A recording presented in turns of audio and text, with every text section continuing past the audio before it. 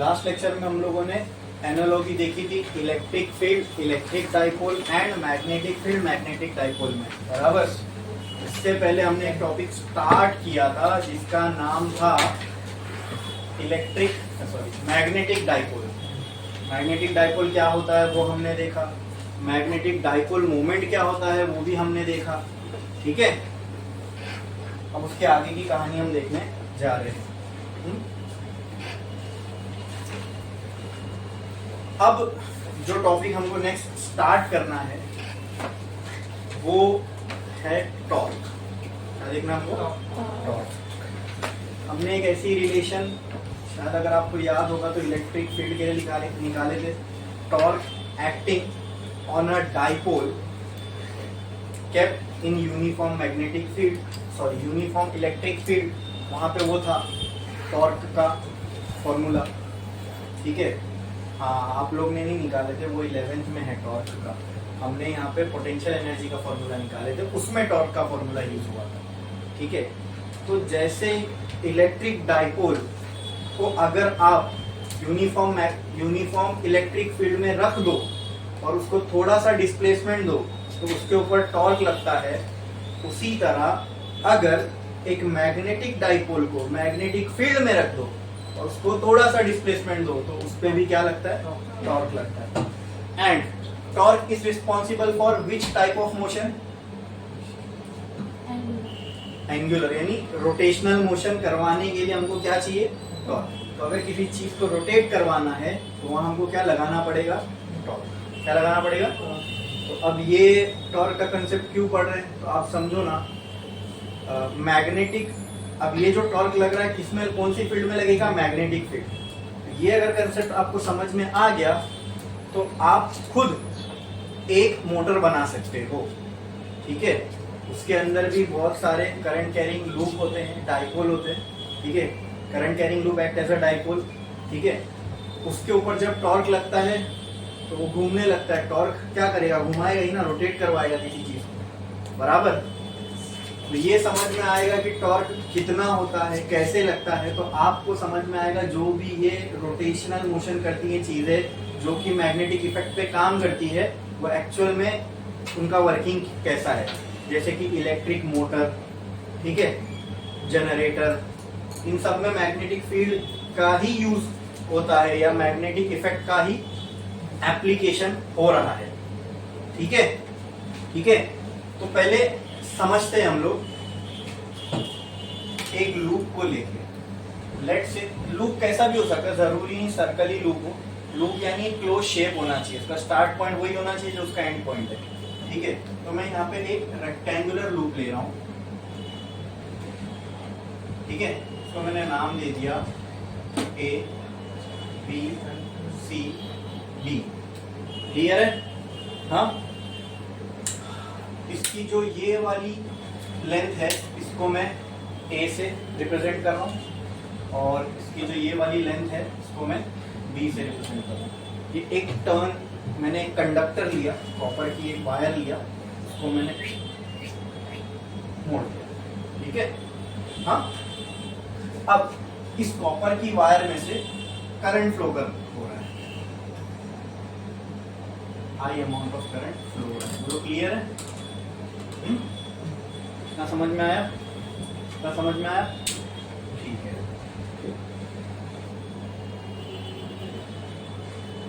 अब ये जो कॉइल दिख रहा है आपको, इस कॉइल की लेंथ, ब्रेड्थ जो है वो A है और लेंथ जो है वो B है। इस कॉइल का अगर मुझे एरिया निकालना है तो इजीली निकाल सकता हूँ A इंटू B से। ना समझ में आया? और बढ़े आगे, ठीक है। अब देखते, अगर मैं इस कॉइल को एक मैग्नेटिक फील्ड के अंदर रख दूं, अब ये मेरे पास कॉइल थी, इसको मैंने क्या किया, इस दीवार के इस साइड पे नॉर्थ पोल है और इस दीवार के पीछे साउथ पोल है, तो मैग्नेटिक फील्ड लाइन कैसे जाएगी? इनवर्ट्स क्या आउटवर्ड? तो मैंने इनवर्ट मैग्नेटिक फील्ड यहाँ पे ऑलरेडी है, मैंने क्या किया, ये कॉइल को लिया और उस मैग्नेटिक फील्ड में रख दिया, ठीक है। इसमें करंट फ्लो हो रहा है, तो करंट कैरिंग कॉइल है, उसको मैंने मैग्नेटिक फील्ड में रख दिया। तो अब यहाँ इनवर्ट बोले आपने, इसके लिए मैं पहले यहाँ पे इनवर्ट्स मैग्नेटिक फील्ड बना देता हूँ। ठीक है, ये इनवर्स जाती मैग्नेटिक फील्ड में कॉइल ये रखा गया है, ठीक है, तो समझ में आ रहा है। और इस कॉइल में क्या फ्लो हो रहा है, करंट, क्या फ्लो हो रहा है, करंट फ्लो हो रहा है। क्लियर है इतना, यहाँ तक सबको समझ में आया, ओके। अब अगर इसको मुझे एनालाइज करना है तो हमको एक एक आर्म को इसके तोड़ के देखते हैं। हाँ, ये जो आर्म है AD, ठीक है, इस कॉइल का जो आर्म दिख रहा है आपको AD, अगर इन सबको मैं भूल जाऊं तो क्या ये अपने आप में ऐसा नहीं लग रहा, current carrying straight wire kept in a magnetic field. हाँ, इसके ऊपर क्या लगने वाला है, टॉर्क लगने वाला है, देखेंगे हम लोग आगे कैसे लगेगा वो, ठीक है। बट टॉर्क लगने के लिए परपेंडिकुलर फोर्स होना जरूरी है क्या नहीं। हाँ, तो पहले अपन फोर्स को समझते हैं कि इनमें फोर्स कहाँ कहाँ लगेगा, फिर ऑटोमेटिकली आगे बढ़ेंगे तो टॉर्क समझ में आएगा। हाँ, तो अब इसके एक एक आर्म को ब्रेक करके देखते हैं कि उस पर कैसा फोर्स लग रहा है। मैंने ये आर्म ले लिया AD, तो ये आर्म AD ऐसा नहीं लग रहा, अगर बाकी सबको छोड़ दो तो it is a current carrying straight wire kept in a magnetic field. What happens when a current carrying straight wire is kept in a magnetic field? बोलो, what happens when a current carrying straight wire is kept in a magnetic field? ये हाँ, ये derivation हमने किए। when a straight wire is kept in a magnetic field तो उस पे क्या होता है,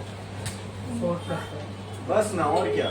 When a current carrying wire is kept in a magnetic field, it will experience a force, and that force is called as, और वो magnetic force की value कितनी होती है, that F acting on a wire, जो force जो wire पे लगता है उसकी वैल्यू कितनी होती है, अरे फॉर्मूला ही निकाल लेते हमने, उसकी वैल्यू कितनी होती है बताओ।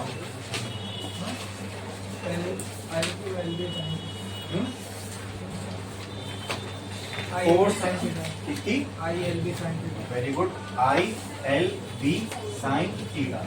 तो क्या इस वाली वायर पे कितना फोर्स लग रहा होगा। हाँ, चलो मैं यहाँ पे देखते हूँ, फोर्स ऑन आर्म AD, ठीक है, ये वाली आर्म पे जो फोर्स लग रहा होगा क्या वो इसके बराबर होगा ILB sin थीटा के। हाँ, लेकिन यहाँ पे दोस्तों ये लेंथ जो है वो तो वायर की लेनी पड़ेगी, तो यहाँ पे वायर की वो लेंथ कितनी है, बोलो, B। F इक्वल टू, एक तो यहाँ पे L किसके बराबर है, B के, दूसरा है थीटा किसके बीच का एंगल है,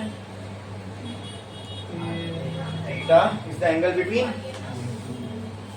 theta is the angle between L and B, L cross B, okay.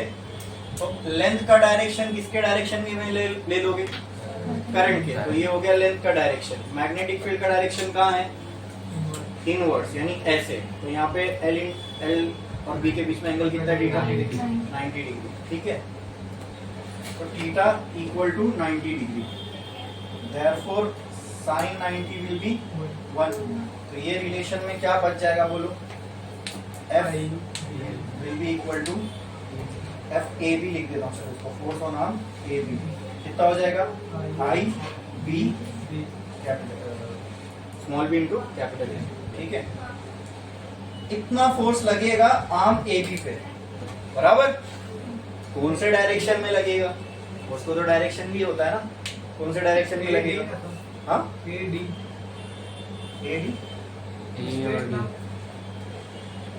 अच्छा A और D है क्या,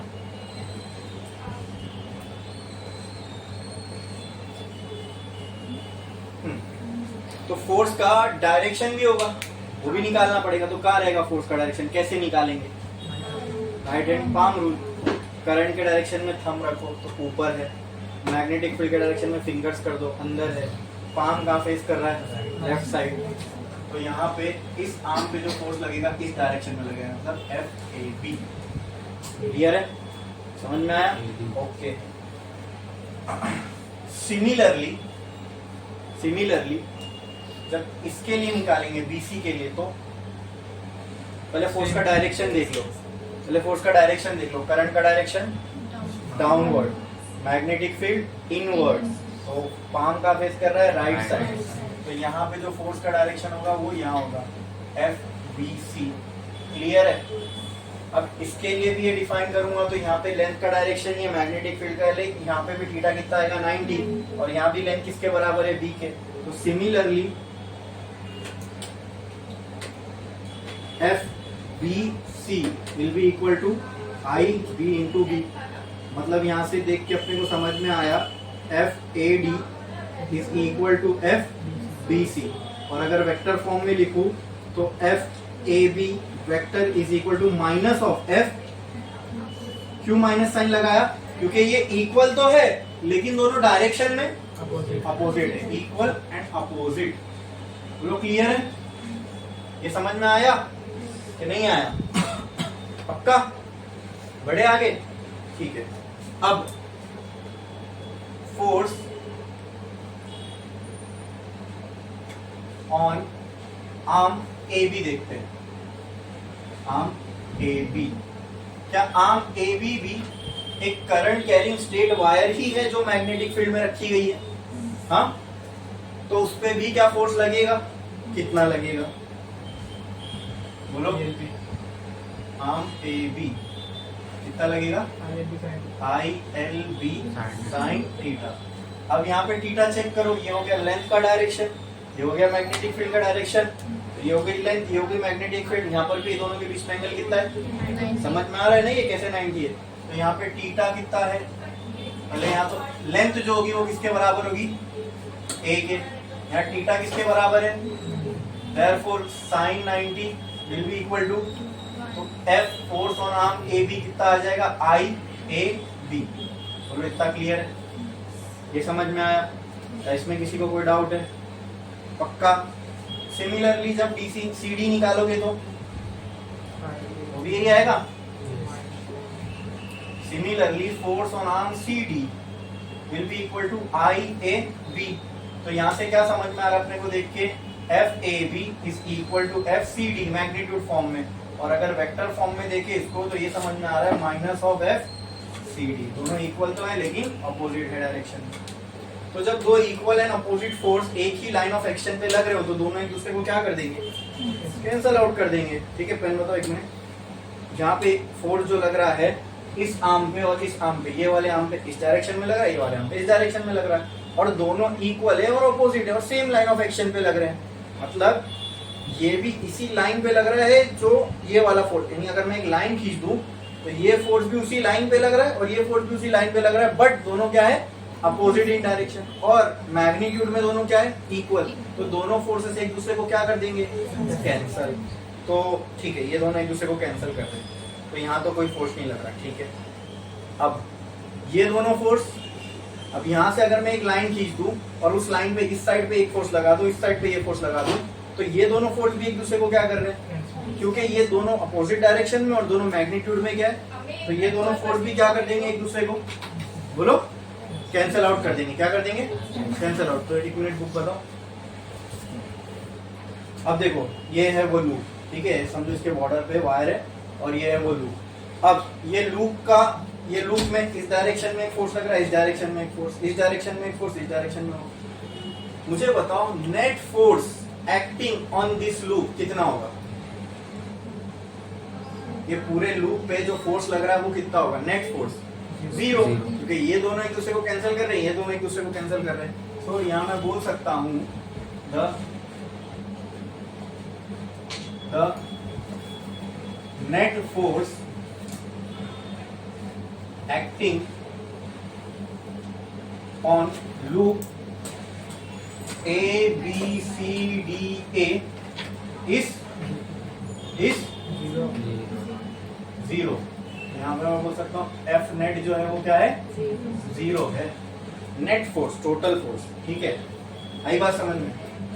अगर F नेट 0 है, चलो अभी टॉर्क के लिए देखते हैं। ठीक है, यहाँ पे कोई टॉर्क लग रहा होगा कि नहीं? देखो, अगर ये अब ऐसा है मैग्नेटिक फील्ड में रखा है, ठीक है, ये कॉइल ऐसे के ऐसे किसमें रखी है? मैग्नेटिक फील्ड में। अब ये पोजीशन है, बराबर, ये पोजीशन।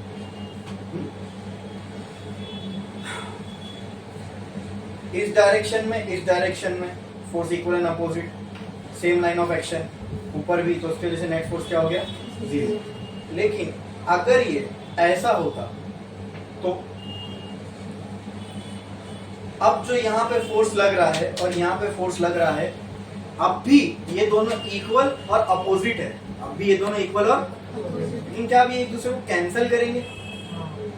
हाँ, नेट फोर्स तो 0 है, अभी भी आप अगर इस बॉडी पे नेट फोर्स निकालोगे तो 0 होगा, लेकिन क्या इस केस में नेट टॉर्क 0 आएगा? देखो यहाँ पे एक फोर्स लग रहा है और यहाँ पे एक फोर्स लग रहा है, क्या ये दोनों फोर्स के इन्फ्लुएंस में ऐसा नहीं लग रही है? यानी ये आर्म पे जो फोर्स लगेगा वो इसको इस डायरेक्शन में खींचेगा, ये आर्म पे जो फोर्स लगेगा उसको इस डायरेक्शन में खींचेगा, तो क्या ऐसा नहीं लगता ये ऐसे इतना भी कर लिया तो ये रोटेशन ही तो कर रहा है ना? हाँ हाँ। अब क्योंकि force same line of action पे इस केस में यहां पे कोई टॉर्क नहीं लग सकता, क्योंकि कोई परपेंडिकुलर डिस्टेंस ही नहीं बच रहा है। टॉर्क क्या होता है? टॉर्क क्या होता है? Force into perpendicular distance.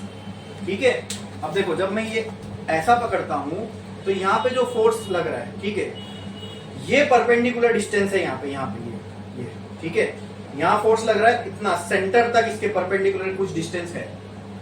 लेकिन जब मैं इसको ऐसा कर देता हूं तो जो डिस्टेंस जहां से मैं नाप रहा था वहीं पे ही तो फोर्स लग रहा है, यानी कोई परपेंडिकुलर डिस्टेंस यहाँ बचा ही नहीं। तो जब कोई परपेंडिकुलर डिस्टेंस ही नहीं है यहाँ पे तो टॉर्क कितना आएगा? तो इसलिए ये केस में तो यहाँ पे कोई टॉर्क नहीं लग रहा। तो इस केस के लिए जो अपन ने अभी केस बनाया, इसके लिए यहाँ पे नेट टॉर्क क्या है? नेट टॉर्क भी क्या है? 0।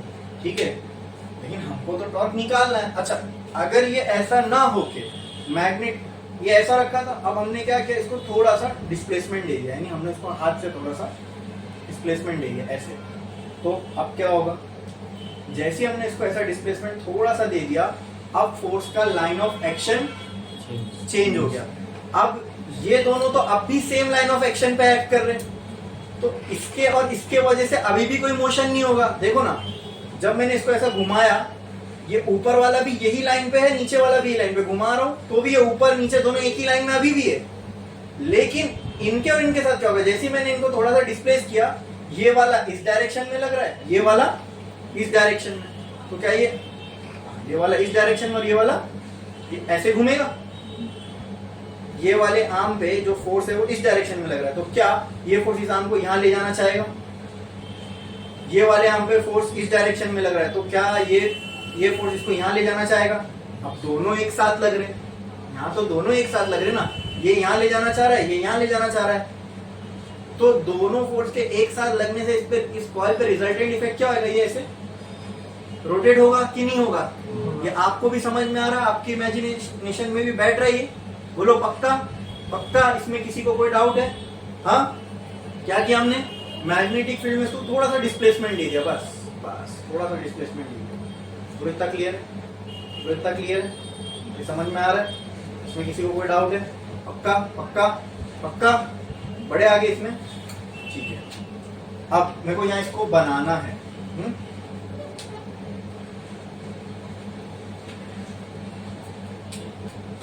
तो ये था केस 1, ठीक है, when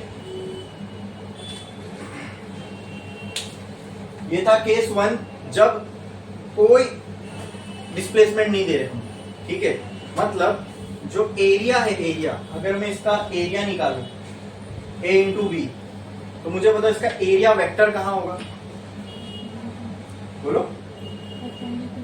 perpendicular to the area, मतलब ऐसे बाहर निकलेगा या अंदर की तरफ जाएगा, या तो पैरेलल होगा या तो एंटी पैरेलल होगा, किसी भी तरीके से परपेंडिकुलर नहीं हो सकता, ठीक है, और ना ही कुछ, या तो इसका एंगल जो है या तो ये 180 हो सकता है या तो 0 हो सकता है। बोलो क्लियर है? समझ में आया?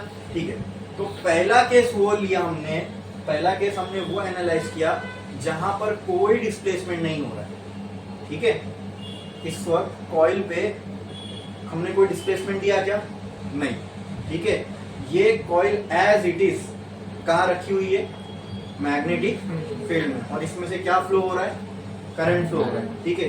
तो इस केस को हमने एनालाइज किया तो हमको समझ में आया फोर्स तो लगेगा, इन कॉइल्स पे फोर्स तो लगेगा, लेकिन उस फोर्स से कोई मोशन नहीं हो रहा है। क्यों नहीं हो रहा है? क्योंकि वो सारे ही force same line of action में, ये दोनों भी सेम लाइन ऑफ एक्शन पे, ये दोनों भी सेम लाइन ऑफ एक्शन पे, तो यहाँ पे कोई टॉर्क नहीं लगेगा। भले ही फोर्स है लेकिन फिर भी कोई मोशन नहीं हो रहा है, क्योंकि नेट फोर्स क्या आ रहा है यहाँ पे? जीरो। और क्योंकि वो सेम लाइन ऑफ एक्शन पे भी, इसलिए नेट टॉर्क भी क्या आ रहा है? जीरो आ रहा है। बोलो क्लियर है? समझ में आया? पक्का? अब मैंने क्या किया, मैंने इसको थोड़ा सा डिस्प्लेसमेंट दे दिया। ऐसा डिस्प्लेसमेंट दो, ऐसा डिस्प्लेसमेंट दो, कुछ भी दो चलेगा, ठीक है? कैसा दो? ऐसा दे दो, ठीक है? तो ये यहाँ लग रहा है, ये यहाँ लग रहा है, ये ऐसे घुमाएगा, ओके? ऐसा मैंने इसको डिस्प्लेस कर दिया। ये ऐसा था, ये ऐसा था, बराबर? तो मैंने ऐसा कर दिया। क्लियर है? इसमें किसी को कोई डाउट है? समझ में आ रहा है? ये ऐसा था, ठीक है? तो मैंने ऐसा कर दिया। तो ये अगर ऐसा है, इसको मैं ऊपर से देखूंगा तो क्या ये ऐसा दिखेगा? हाँ, मतलब आपको एक छोटी सी ऐसी पट्टी दिखेगी ये, बोलो हाँ? और मैं मानता हूँ ये यहाँ सेंटर के अबाउट गोल गोल घूम रहा है। तो मैंने जिसको रोटेशन दिया, सेंटर को फिक्स करके दिया, ठीक है? अपने हाथ से पकड़ा तो सेंटर से पकड़ा तो ऐसा मतलब, ठीक है? कहाँ से पिवट है? बीच से। समझ में आ रहा है? अभी जो घूम रहा है ये अबाउट सेंटर घूम रहा है। क्यों ऐसा हो रहा है? मैंने क्या किया था? ऐसा ऐसा घुमाया था। डिस्प्लेसमेंट कैसा दिया था? ऐसे। हाँ, कैसे? ये सही है, ऐसे दिया था, ऐसा। अच्छा ठीक है, ऐसे, ठीक है? ऐसा भी तो बोला ना, वो कोई उससे प्रॉब्लम नहीं, अपने को आंसर वही आने वाला, ठीक है?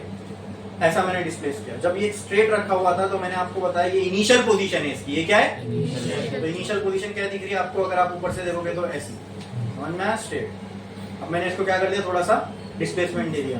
अभी भी इसमें से करंट फ्लो रहा है, अभी भी ये मैग्नेटिक फील्ड के अंदर है। अब मैंने इसको क्या दे दिया? डिस्प्लेसमेंट। क्या दे दिया? अब आपको एक ऐसा दिखेगा, ऐसी एक टेढ़ी लाइन दिखेगी। तो वो टेढ़ी लाइन आप इधर बनाओ, ये कुछ ऐसा होगा। डिस्प्लेसमेंट देने के बाद ये कुछ ऐसा होगा। बोलो, समझ में आ रहा है?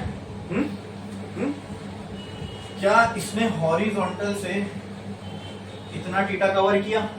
मतलब इससे पहले ये अपने इनिशियल पोजीशन से ये इतना डिस्प्लेस हुआ, ये इसकी इनिशियल पोजीशन, मैंने इसको इतना थीटा एंगल डिस्प्लेस किया, बराबर? क्लियर है? आप ऊपर से देखोगे तो ये इनिशियल पोजीशन और इनके बीच का ये एंगल है ना, ये थीटा। समझ में आ रहा है? क्लियर है? इसमें किसी को कोई डाउट है? Okay okay. अब थोड़ा सा इमेजिन करना, कौन कौन से फोर्स काम के यहाँ पे, पहले वो देख लेते हैं। ये दोनों फोर्स, ये कितना भी घूमे, इसको कितना भी डिस्प्लेस कर दो आप, ये वाला फोर्स और ये वाले फोर्स का लाइन ऑफ एक्शन चेंज होगा क्या? मतलब अगर मैं यहाँ लाइन बना दूं, यहाँ ऊपर एक फोर्स लग रहा है, नीचे एक फोर्स लग रहा है, इसको मैं घुमा रहा हूँ, तो वो दोनों फोर्स पे तो कोई फर्क नहीं पड़ा, वो अभी भी सेम लाइन ऑफ एक्शन पे ही है। लेकिन यहाँ अगर मैं एक लाइन बना दूं और यहाँ एक फोर्स और यहाँ एक फोर्स कर दूं, जब मैं इसको ऐसा करूंगा, अब वो एक लाइन पे नहीं है दोनों फोर्स। अब ये वाला फोर्स आगे है और ये वाला फोर्स पीछे है। समझ में आया? क्लियर है? इसकी पोजीशन कहाँ थी? यहाँ पे, यहाँ पे। इसको मैंने ऐसे घुमा दिया, अब फोर्स इधर लग रहा है। इसकी इनिशियल पोजीशन कहाँ थी? इधर पे। आ रही है बात समझ में? ठीक है, फोर्स इधर लग रहा है, इनिशियल पोजीशन यहाँ कहीं थी, फोर्स इधर लग रहा है। ये कौन सा आर्म है? ये कौन सा आर्म है? इसलिए पहले ये एक्सप्लेन किया, ये कौन सा आर्म है? A and D. इसकी लेंथ कितनी है? बी। इसकी लेंथ कितनी है? बी। लेकिन अब मैंने इसको डिस्प्लेस कर दिया ना, आप उसको ऊपर से देख रहे हो तो आपको ये बी आर्म दिखेगा? नहीं दिखेगा। लेकिन इसके अगर यहां से जो फोर्स निकल रहा है वो एरो दिखेगा। हाँ, दिखेगा कि नहीं दिखेगा? हाँ, ऐसा था, ये आर्म बी पे फोर्स लग रहा है, ये वाला फोर्स। बोलो क्लियर है? क्लियर है? इसको मैंने ऐसा किया तो नीचे के साइड में इस डायरेक्शन में फोर्स लग रहा है। क्लियर है? ये वाला आर्म कौन सा आर्म है?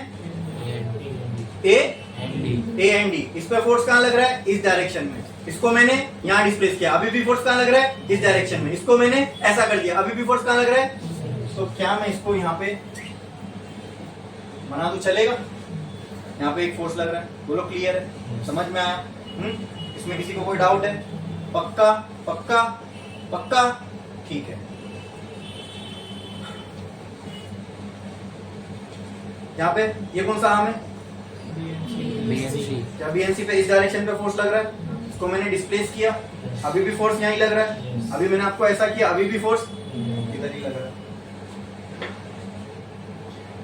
ठीक है। अच्छा, ये फोर्स किस पे लग रहा था? कौन सा आर्म था ये? और ये कौन सा आर्म था? हाँ, बीएनसी। VNC बराबर। अभी भी ये दोनों फोर्स इक्वल है और अपोजिट है, लेकिन अब बस ये फर्क आ गया कि अब ये सेम लाइन ऑफ एक्शन पे नहीं है, ठीक है। जब सेम लाइन ऑफ एक्शन पे नहीं होंगे तो क्या होगा, ये वाला फोर्स इस वाले आर्म को यहाँ खींचना चाहेगा, ये वाला फोर्स इस वाले आर्म को यहाँ खींचना चाहेगा। बोलो क्लियर है। और इसको सेंटर से हमने फिक्स कर दिया है, क्या कर दिया है, फिक्स कर दिया, पिवट कर दिया है, ठीक है। तो आप ये मत सुनिए यहाँ उखड़ के यहाँ चला जाएगा, फोर्स लग रहा है। क्यों नहीं, क्योंकि यहाँ पे सेंटर में हमने इसको क्या करके रखा, पिवट किया, फिक्स किया हुआ। बोलो क्लियर है। हाँ अच्छा, जब मैंने इसको यहाँ से यहाँ किया और यहाँ जो फोर्स लग रहा है बराबर, तो आप मुझे बताओ ये फोर्स से लेके जो इनिशियल पोजीशन थी वहां तक का जो डिस्टेंस है, ये फोर्स और ये इनिशियल पोजीशन, क्या वो डिस्टेंस ये होगा, क्या वो डिस्टेंस ये होगा? समझ में आ रहा है कि नहीं आ रहा है? क्लियर? मैंने इसके सेंटर से पास होती हुई एक लाइन बनाया, ठीक है। फोर्स अभी इधर है, समझ रहा है कि नहीं समझ रहा है, समझ रहा है कि नहीं समझ रहा है, ठीक है। ये सेंटर से पिवट है बराबर, फोर्स मान लो इधर लग रहा है, इधर। इसको जैसे ही मैंने घुमाया, फोर्स इधर लग रहा था, जैसे ही मैंने इसको घुमाया फोर्स अभी ऐसे लग रहा है, ठीक है। अब इसके सेंटर से जब मैं एक लाइन बनाऊंगा तो वो फोर्स और वो सेंटर लाइन के बीच में एक डिस्टेंस होगा। जब आप उसको ऊपर से देखोगे तो फोर्स और इनिशियल पोजीशन के बीच का ही होगा वो डिस्टेंस, समझे। और यहाँ पे वो डिस्टेंस कौन सा होगा, ये वाला। बोलो क्लियर है क्या, बोलो क्लियर है क्या, ये समझ में आया? इसमें किसी को कोई डाउट है? पक्का पक्का पक्का एकदम क्लियर है। ओके। अब मुझे आप बताओ कि ये जो डिस्टेंस है, ठीक है, ये इसकी पोजीशन ऐसी, ये सब आप जो हम लोग यहाँ बना रहे हैं ना दोस्तों, सब ऊपर से देख रहे हैं हम लोग, हाँ समझे। क्योंकि ये सारी चीजें हम लोग इस फॉर्म में यहाँ नहीं बना सकते, बराबर। क्लियर है? अच्छा, फिर से वही स्टेशनरी था, इसको मैंने डिस्प्लेस किया, फोर्स इधर लगा, ये बीच का डिस्टेंस है, ठीक है, ये बीच का डिस्टेंस है। क्लियर है? क्लियर है? इसमें किसी को कोई डाउट है? यहाँ से यहाँ तक, बोलो क्लियर है, समझ में आया? अब ये जो बीच का डिस्टेंस है, क्या मैं बोल सकता हूँ ये है वो परपेंडिकुलर डिस्टेंस जो फोर्स के साथ है? क्योंकि देखो ये जब ऐसा था, यहाँ वाला फोर्स और यहाँ वाला फोर्स मिलके इसको क्या कर रहे हैं, गोल घुमा रहे हैं। तो अगर कोई चीज रोटेट हो रही है, कोई चीज रोटेट हो रही है, तो इससे मैं क्या कंक्लूजन पे आ सकता हूँ कि इस पे टॉर्क लग रहा है, ये रोटेट हो रही है, तो क्या मैं एक कंक्लूजन पे आ सकता हूँ कि इस पे क्या लग रहा है। लेकिन टॉर्क लगने के लिए सिर्फ फोर्स नहीं चाहिए, फोर्स के साथ क्या चाहिए, एक परपेंडिकुलर डिस्टेंस चाहिए। तो वो परपेंडिकुलर डिस्टेंस समझाने के लिए मैंने आपको ये समझाया कि ये है वो परपेंडिकुलर डिस्टेंस। नई बात समझ में? बोलो क्लियर है? हाँ। तो क्या यहाँ पे वो परपेंडिकुलर डिस्टेंस एग्जिस्ट कर रहा है? यस कर रहा है। लेकिन इनिशियली, मतलब ये जब इसके ऊपर इनिशियली था तब क्या कोई इसको आप ऐसा कर दो तो ये कोलैप्स हो गया ना, ये कोलैप्स हो गया ना, कोई परपेंडिकुलर डिस्टेंस बचा नहीं, इसलिए तब टॉर्क नहीं लग रहा है। आई बात समझ में? क्लियर है? अब अपने को ये निकालना है परपेंडिकुलर डिस्टेंस है क्या, ठीक है, अपने को ये निकालना है परपेंडिकुलर डिस्टेंस है क्या। तो देखो अब इसको कैसे निकाल सकते हैं, ये टोटल कितना है, टोटल बोलो। हाँ बी नहीं है, कंफ्यूज हो गया। ये जो ऊपर की कहानी है ना भाई, ये तो आपको ऊपर से दिख रहा है, तो ऊपर का जो फेस है वो क्या है, ए है। ऊपर जो फेस दिख रहा है वो क्या है, इसके लिए मैंने आपको ये ऐसा ऐसा ऐसा करके बताया, ये कंफ्यूजन हो जाता है, ठीक है, इसलिए पहले वो बताया। तुम ऊपर से देख रहे हो इसको, तुमको ऊपर का फेस दिखेगा, तुमको अगर ये फेस दिख रहा है तो ये फेस की लेंथ कितनी है, हाँ ए। अब फेस ए दिख रहा है, लेकिन हमने इस पे फोर्स एक्ट होता हुआ क्या बना है, बीसी। क्या बना है, बीसी, जो बी पे लग रहा है, जो बी पे। तुमने ये सोच के इसको बी बोल दिए होंगे क्योंकि इस पे फोर्स जो है बीसी लग रहा है, और बीसी फोर्स किस पे लग रहा है सर, बी पे लग रहा है, इसके लिए ये लेंथ आपने बी हो सकता है बोल दियो मे भी। लेकिन हाँ, इसलिए मैंने कहा थोड़ा अपना इमेजिनेशन यहाँ पे, इमेजिनेशन का स्कोप बढ़ाओ। क्यों इमेजिनेशन ही बस, थोड़ा सा ये फॉर्म में हम लोग तो समझ रहे, लेकिन बना ये फॉर्म में रहे, तो इसीलिए कभी कभी गलती हो जाती है कि फोर्स हम आम ये ले रहे हैं और डिस्टेंस जो दिख रहा है वो बी नहीं दिख रहा है, वो दिख ए रहा है। और फोर्स जो हमने बनाया वो कहाँ का बना है, कैसे दिखेगा, ये तो यहाँ आ गई ना, ये लेंथ, बी लेंथ तो इधर है, सामने से दिखने वाली है नहीं, तो सामने वाले सीनेरियो यहाँ से बना रहे हो, मतलब जो ऊपर से दिख रहा है वो, समझे। तो ये लेंथ क्या है, ये टोटल लेंथ क्या होगी, यहाँ से कहाँ होगी, ये टोटल लेंथ कितनी होगी, इसकी हाफ, ये लेंथ कितनी होगी, बोलो बोलो, a/2 होगी, हाँ हाँ a/2 होगी। अच्छा ठीक, तो अगर ये लेंथ a/2 है, देखो यहाँ गौर से, ये लेंथ जो है ये a/2 है, ठीक है। क्या ये a/2 हॉरिजॉन्टल से कुछ एंगल बना रही है, हाँ। a और b को मल्टीप्लाई करूंगा तो क्या मुझे एरिया आएगा, बोलो बोलो, इस एरिया का वेक्टर क्वांटिटी, इस एरिया का वेक्टर क्वांटिटी, यस। तो और एरिया एक वेक्टर क्वांटिटी है, और जिन दो चीज को मल्टीप्लाई करके अगर कोई वेक्टर क्वांटिटी आ रही, मतलब वो दोनों प्रोडक्ट क्या होंगे, क्रॉस प्रोडक्ट, और वो दोनों भी वेक्टर होंगे, तभी उसको मल्टीप्लाई करके एक वेक्टर आ रहा है। तो इसका मतलब a और b यहाँ दोनों क्या है, वेक्टर है। तो a/2 भी क्या है, अरे एक वेक्टर का आधा भी तो वेक्टर ही होगा ना, हाँ। a/2 क्या है, अब किसी वेक्टर, अगर कोई वेक्टर अगर किसी एंगल पे इंक्लाइंड है तो उसके क्या निकलते हैं, दो कंपोनेंट्स, एक कौन सा, cos थीटा और एक sin थीटा, ठीक है। तो इसके दो कंपोनेंट निकलेंगे, एक ये और एक ये। इसमें से cos कौन सा होगा, ये वाला cos होगा, तो ये हो गया a/2, और ये क्या हो जाएगा, a/2 sin थीटा। मतलब ये वाला कंपोनेंट होगा a sin थीटा, ये a/2 था, इसका ये वाला कंपोनेंट मतलब ये क्या होगा, बोलो, इसका जो ये कंपोनेंट है ये क्या हो जाएगा, a/2 sin थीटा। बोलो क्लियर है, हाँ, समझ में आया। और इसका सेंटर से लेके यहाँ तक, चलो यहाँ तक बना, ये वाला जो कंपोनेंट है ये क्या हो जाएगा, बोलो, a/2। हमको कौन सा डिस्टेंस चाहिए, परपेंडिकुलर वाला कि पैरेलल वाला, हाँ।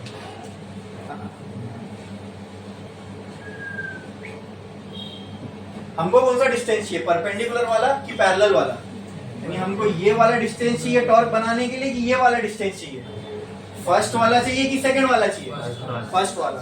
तो what is this distance, a/2, मतलब ये जो डिस्टेंस है ये क्या है, a/2 sin थीटा है। तो अगर ये a/2 sin थीटा है दोस्तों, तो ये भी कितना होगा, उतना ही होगा ना, सेम चीज तो ऊपर नीचे, तो ये भी कितना होगा, a/2 sin थीटा। बोलो क्लियर है इतना, क्या इसमें किसी को कोई डाउट है, क्या ये चीज सबको समझ में आई, हाँ। हमने क्या ये सब क्यों कर रहे हैं हम लोग, पहले वो समझ लो। हमने इसको थोड़ा सा डिस्प्लेसमेंट दिया, तो डिस्प्लेसमेंट देने के बाद हमको क्या दिखता है, जब हमने डिस्प्लेसमेंट दिया इसमें तब भी करंट फ्लो हो रहा था, ये तब भी मैग्नेटिक फील्ड में रखा था, हमने इसको छोड़ दिया, जैसे हमने छोड़ दिया ये खुद ब खुद ऐसे रोटेट होने लगा। अरे लेकिन हमारा फिजिक्स ये कहता है कि अरे रोटेट होने के लिए तो क्या चाहिए, क्या चाहिए, टॉर्क चाहिए, क्या चाहिए। तो वही उसी की खोज में हम ये सब कर रहे हैं कि यहाँ टॉर्क लग कैसे रहा है। तो टॉर्क किस किस से बनता है, फोर्स और परपेंडिकुलर डिस्टेंस से। तो हमने फोर्स तो पहले ही समझ लिए थे कि यहाँ कैसे आ रहा है, अब बचता है परपेंडिकुलर डिस्टेंस, तो उसी को हम एनालाइज कर रहे हैं कि परपेंडिकुलर डिस्टेंस कहाँ से आया। तो हमने वैल्यू तो नहीं निकाली, लेकिन हमने कंसेप्चुअली समझा कि परपेंडिकुलर डिस्टेंस तो ये होगा सर, बराबर। अब उसकी वैल्यू निकाले तो वो कैसी निकली, समझ में आया, क्लियर है, पक्का। अरे भाई डिस्टेंस, अगर कोई चीज डिस्प्लेसमेंट का कंपोनेंट भी डिस्प्लेसमेंट ही होगा, अगर ये मीटर में है तो ये भी मीटर में ही होगा, बराबर। तो ये भी डिस्टेंस, ये डिस्टेंस दिखा रहा है तो ये भी डिस्टेंस ही दिखाएगा, लेकिन हमको ये टेढ़ा डिस्टेंस नहीं चाहिए, हमको तो परपेंडिकुलर डिस्टेंस चाहिए, तो उसके कंपोनेंट निकाल लो, खत्म। आई बात समझ में, क्लियर है। चलो करें। तो अब मुझे बताओ, यहाँ एक परपेंडिकुलर डिस्टेंस है, यहाँ एक फोर्स लग रहा है, यहाँ एक परपेंडिकुलर डिस्टेंस, मतलब ये है, ठीक है, इस पे यहाँ फोर्स लग रहा है, ये ऐसे थी और ये ऐसे थी, ठीक है, यहाँ पे एक फोर्स लग रहा है और यहाँ एक परपेंडिकुलर डिस्टेंस है, फोर्स और परपेंडिकुलर डिस्टेंस, फोर्स और परपेंडिकुलर डिस्टेंस, तो ये मिलके क्या बनाएंगे, तो यहाँ एक टॉर्क लग रहा है। फिर जब ये इधर एक फोर्स लग रहा है इधर पीछे परपेंडिकुलर डिस्टेंस, ये फोर्स और ये, तो ये दोनों मिलके क्या बनाएंगे, क्या ये दोनों फोर्स सेम है, क्या ये दोनों डिस्टेंस सेम है, दोनों जगह। अच्छा मान लो अगर इसकी वैल्यू 3 होती और इसकी वैल्यू 2 होती, तो इसकी वैल्यू भी 3 होगी और इसकी वैल्यू भी, दोनों सेम ही तो है। तो यहाँ पे अगर टॉर्क निकालूं 3 इंटू 2 तो क्या आएगा 6, यहाँ पे टॉर्क निकालूं तो क्या आएगा, वो भी 6 आएगा, दोनों इक्वल है, बस अपोजिट डायरेक्शन में। ये समझ में आ रहा है। तो अगर मैं यहाँ पे टॉर्क निकालने जाऊं, net torque acting on coil, तो कितना होगा टॉ नेट, बताओ मुझे, टाउ 1 प्लस टाउ 2। अब यहाँ पे टाउ 1 कितना हो गया, F B C into A by 2 sine theta, tau 2 कितना हो गया, F A D into A by 2 sine theta, बराबर बराबर। ठीक है, हमको मालूम है एफ बी सी बराबर है एफ ए डी के, राइट, तो इसको मैं एफ ही बोल देता हूं, क्लियर है। हाँ, तो अगर मैं ये उठा के वहां ऊपर पटक दूं तो क्या मैं ऐसा लिख सकता हूं, tau net will be equal to F into A by 2 sine theta plus F into A by 2 sine theta. अब ये पूरी को एक चॉकलेट मान लो, तो क्या ऐसी सेम टू सेम एक चॉकलेट वहां भी दिख रही है, तो एक चॉकलेट और एक चॉकलेट कितनी हो गई, तो उसमें चॉकलेट क्या है, चॉकलेट क्या है बोलो, ये हो गया 2। अब चॉकलेट बोलो क्या इधर, F into A by 2 sine theta, बोलो इतना क्लियर है, ये समझ में आया पक्का, इसमें किसी को कोई डाउट है, क्लियर है, ठीक है। यहां से मैं कैंसिल कर सकता हूं, टाउ नेट कितना बचेगा, एफ साइन थीटा, अच्छा एफ इंटू ए साइन थीटा, ठीक है। अब आगे बढ़ रहा हूं, इसका कोई काम नहीं था, ये खाली मैंने आपको समझाने के लिए आर्म्स वगैरह की प्रॉपर समझ हो जाए इसके लिए बताया था, ठीक है। चलो अब ये जो एफ फोर्स है ये एडी और बीसी वाला ही फोर्स है, तो हमने निकाल चुके एडी और बीसी पे कितना फोर्स लग रहा था, here F is equal to how much, बोलो, हमने निकाल चुके ना ऑलरेडी, एफ यानी ये वाली ब्रांच पे लगने वाला फोर्स एडी, तो क्या था वो I very good I small B and capital B, खत्म। यार F is equal to I small B into capital B, तो साइन थीटा वहां 1 की हो जाएगा, वो सब हमने पहले ही देख चुके, क्लियर है, ठीक है। तो यहाँ पे क्या मैं वहां एफ की जगह पे ये लिख सकता हूं, तो कहना है right now tau net will be equal to I B capital B A sine theta, हाँ, नाउ कहना है right this tau net will be equal to I into A into B sin theta, huh? Now what is this, A into B, वो क्या बता रहा है, area, यार A into B is what, area, बराबर। तो कहना से tau net will be equal to I A B sin theta, ये हो गया नेट टॉर्क का फॉर्मूला, समझ में आया। इतना टॉर्क, ये है नेट टॉर्क, यानी जो टोटल टॉर्क लग रहा है इस वक्त कॉइल के ऊपर, समझे कि नहीं समझे, देखो यहाँ पे लिखा हुआ है ना एडी और बीसी का फोर्स, क्लियर है, समझ में आया, कुछ डाउट है इसमें, पक्का, यहां तक आप इसको कर सकते हो। ये भी एक 100% ट्रू फॉर्मूला है टॉर्क का, इसको और छोटा करना है तो देखो कैसे कर सकते हैं, हमने लास्ट लेक्चर में पढ़े I इंटू ए किसके बराबर होता है, एक नई क्वांटिटी पढ़े थे, हाँ, कैपिटल एम के, which is magnetic dipole moment, तो यहाँ आई ए दोनों आ रहा है, हाँ। अच्छा एक और चीज यहाँ पे ये भी समझ लो, आई और ए, यानी ये जो पूरा आया ना, यहाँ हमने कॉइल एक ही ली थी ना। अब कोई रोटेटिंग डिवाइस होगा उसमें एक कॉइल तो नहीं होगी, हजारों कॉइल होगी। तो ये टॉर्क लग रहा है सिर्फ एक टर्न पे, ठीक है। टॉर्क ऑन वन टर्न है ये, ठीक है। अगर हमको टॉर्क निकालना है n नंबर ऑफ टर्न्स के लिए, तो खाली क्या कर दो, इसको n से multiply for torque on n number of turns. क्या कर दोगे आप इसको, tau net will be equal to n i a b sin theta. ये आ जाएगा टॉर्क का फॉर्मूला, समझे। इसमें किसी को कोई डाउट है? हाँ, अब इसी फॉर्मूले को थोड़ा सा और छोटा कर सकता हूं मैं ये वाला फॉर्मूला यूज करके, ठीक है। यहां लिख देता हूं, चलो। मुझे पता है I इंटू ए बराबर क्या होता है, magnetic dipole moment, right right. तो I ए की जगह पे मैं क्या लिख सकता हूं, tau net is equal to I into A की जगह m b sine theta. Clear है? अब इसके आगे साइन थीटा लगा हुआ, मतलब ये दोनों कैसे प्रोडक्ट होंगे, वेरी गुड। तो अगर वेक्टर फॉर्म में लिखना है तो m क्रॉस, अगर ये क्रॉस प्रोडक्ट है तो क्रॉस प्रोडक्ट से जो आंसर आता है वो भी क्या होता है, वेक्टर ही होता है। तो भी वेक्टर क्वांटिटी है, ये वेक्टर फॉर्म में हो गया टॉर्क का फॉर्मूला। बोलो क्लियर है? हाँ। तो अगर मैं आपसे पूछूं यहाँ पे टॉर्क के केस में ये थीटा किसके बीच का एंगल है, m और b के, और m को कैसे आइडेंटिफाई करोगे? नहीं, m को देखना है आपको, तो m का डायरेक्शन और b के डायरेक्शन के बीच का एंगल है ना ये थीटा। तो b का तो डायरेक्शन चलो समझ में आ रहा है, m का डायरेक्शन कैसे समझोगे? m का डायरेक्शन किधर है वो कैसे समझोगे? अगर आपको एक डाइपोल दिया हुआ है तो उसमें m का डायरेक्शन कहाँ है वो कैसे समझोगे? साउथ टू नॉर्थ था टर्म, साउथ से नॉर्थ इनसाइड दी डाइपोल। देखो जो डायरेक्शन होगा वही। अब जैसे यहाँ पे करंट का जो डायरेक्ट मैंने ऐसा बनाया था, करंट ऐसा बनाया था, ऐसा फ्लो हो रहा था। डाइपोल का डायरेक्शन चाहिए तो उसके लिए शॉर्टकट बताया था, फिंगर्स को करंट के डायरेक्शन में मोड़ो, ये हो गया डाइपोल का direction, this is the direction of, ये हो गया डाइपोल का डायरेक्शन। मैग्नेटिक फील्ड भी यहाँ पे कहाँ थी, अंदर की तरफ, बराबर। क्या ये घूम रहा था, ये नहीं घूम रहा, इसका मतलब ये चीख के आपसे क्या करे, यहाँ पे टॉर्क की वैल्यू क्या है, चलो चेक करें इससे, वेरीफाई करें इससे।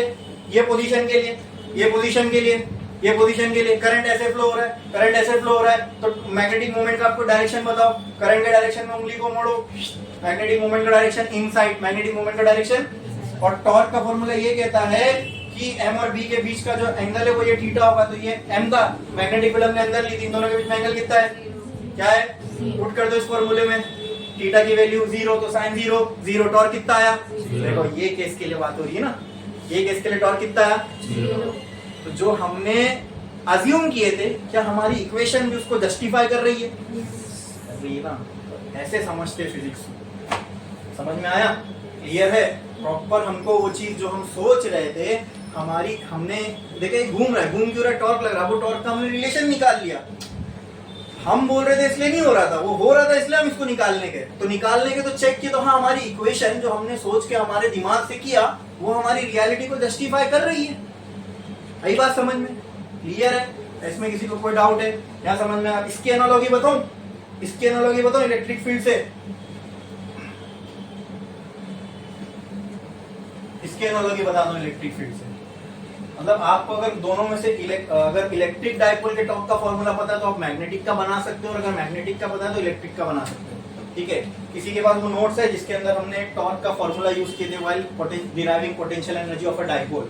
हमने एक डेरिवेशन किया था इलेक्ट्रोस्टैटिक में, potential energy of a dipole, उसके अंदर हमको टॉर्क ऑन अ डाइपोल का फॉर्मूला चाहिए था, ठीक है। तो अच्छा चलो छोड़ दो, ये टॉर्क क्या है, ये कौन सी फील्ड में लग रहा है, मैग्नेटिक फील्ड में। ये वाला फॉर्मूला ये 100% ट्रू रहेगा ना, सॉल्व करने के लिए तो ये यूज कर सकते हो। फिर तुमको पता है MIB होता है तो MIA होता है, तो M की जगह IA पुट करो। मैग्नेटिक मोमेंट नहीं दिया है क्वेश्चन में, करंट और एरिया दिया है, तो आप ये फॉर्मूले को स्प्लिट कर सकते हो, है ना, ये फॉर्म में। फिर एक नंबर ऑफ टर्न नहीं n नंबर ऑफ टर्न दिए तो फिर ये फॉर्मूला आ जाएगा, समझ में? अच्छा मैं क्या कह रहा था, हाँ ये टॉर्क किसमें लग रही है, मैग्नेटिक फील्ड में, ये फॉर्मूला है। चलो अगर इसको देखिए मुझे इलेक्ट्रिक फील्ड के लिए फॉर्मूला बनाना हो तो वो टॉर्क जो इलेक्ट्रिक देखो ये वो टॉर्क है जो मैग्नेटिक डाइपोल पे लग रहा है मैग्नेटिक फील्ड में। अब किसी के दिमाग में डाउट है, सर यहाँ डाइपोल कहां से आया? यहाँ डाइपोल क्या है? डाइपोल तो बाहर मैग्नेट जैसा होता है, यहाँ डाइपोल कहाँ है क्या यहाँ डाइपोल? यहाँ कहीं है डाइपोल? नहीं है। तो हम बेवकूफ है ना, पूरा डेरिवेशन कर रहे हैं डाइपोल के ऊपर, उसमें फॉर्मूला भी यूज कर रहे हैं। हाँ, loop acts as a dipole, a current carrying loop. पिछले लेक्चर में तो देखे उसके लिए डायरेक्शन भी निकाल रहे डाइपोल का। तो जब वो डाइपोल है तभी तो उसका डाइपोल मूवमेंट निकलेगा ना। हाँ कि ना? तो कॉन्फिडेंट रहो ना, डरते क्यों? समझ में आ रहा है कि नहीं? तो यहाँ डाइपोल है कि नहीं है ना?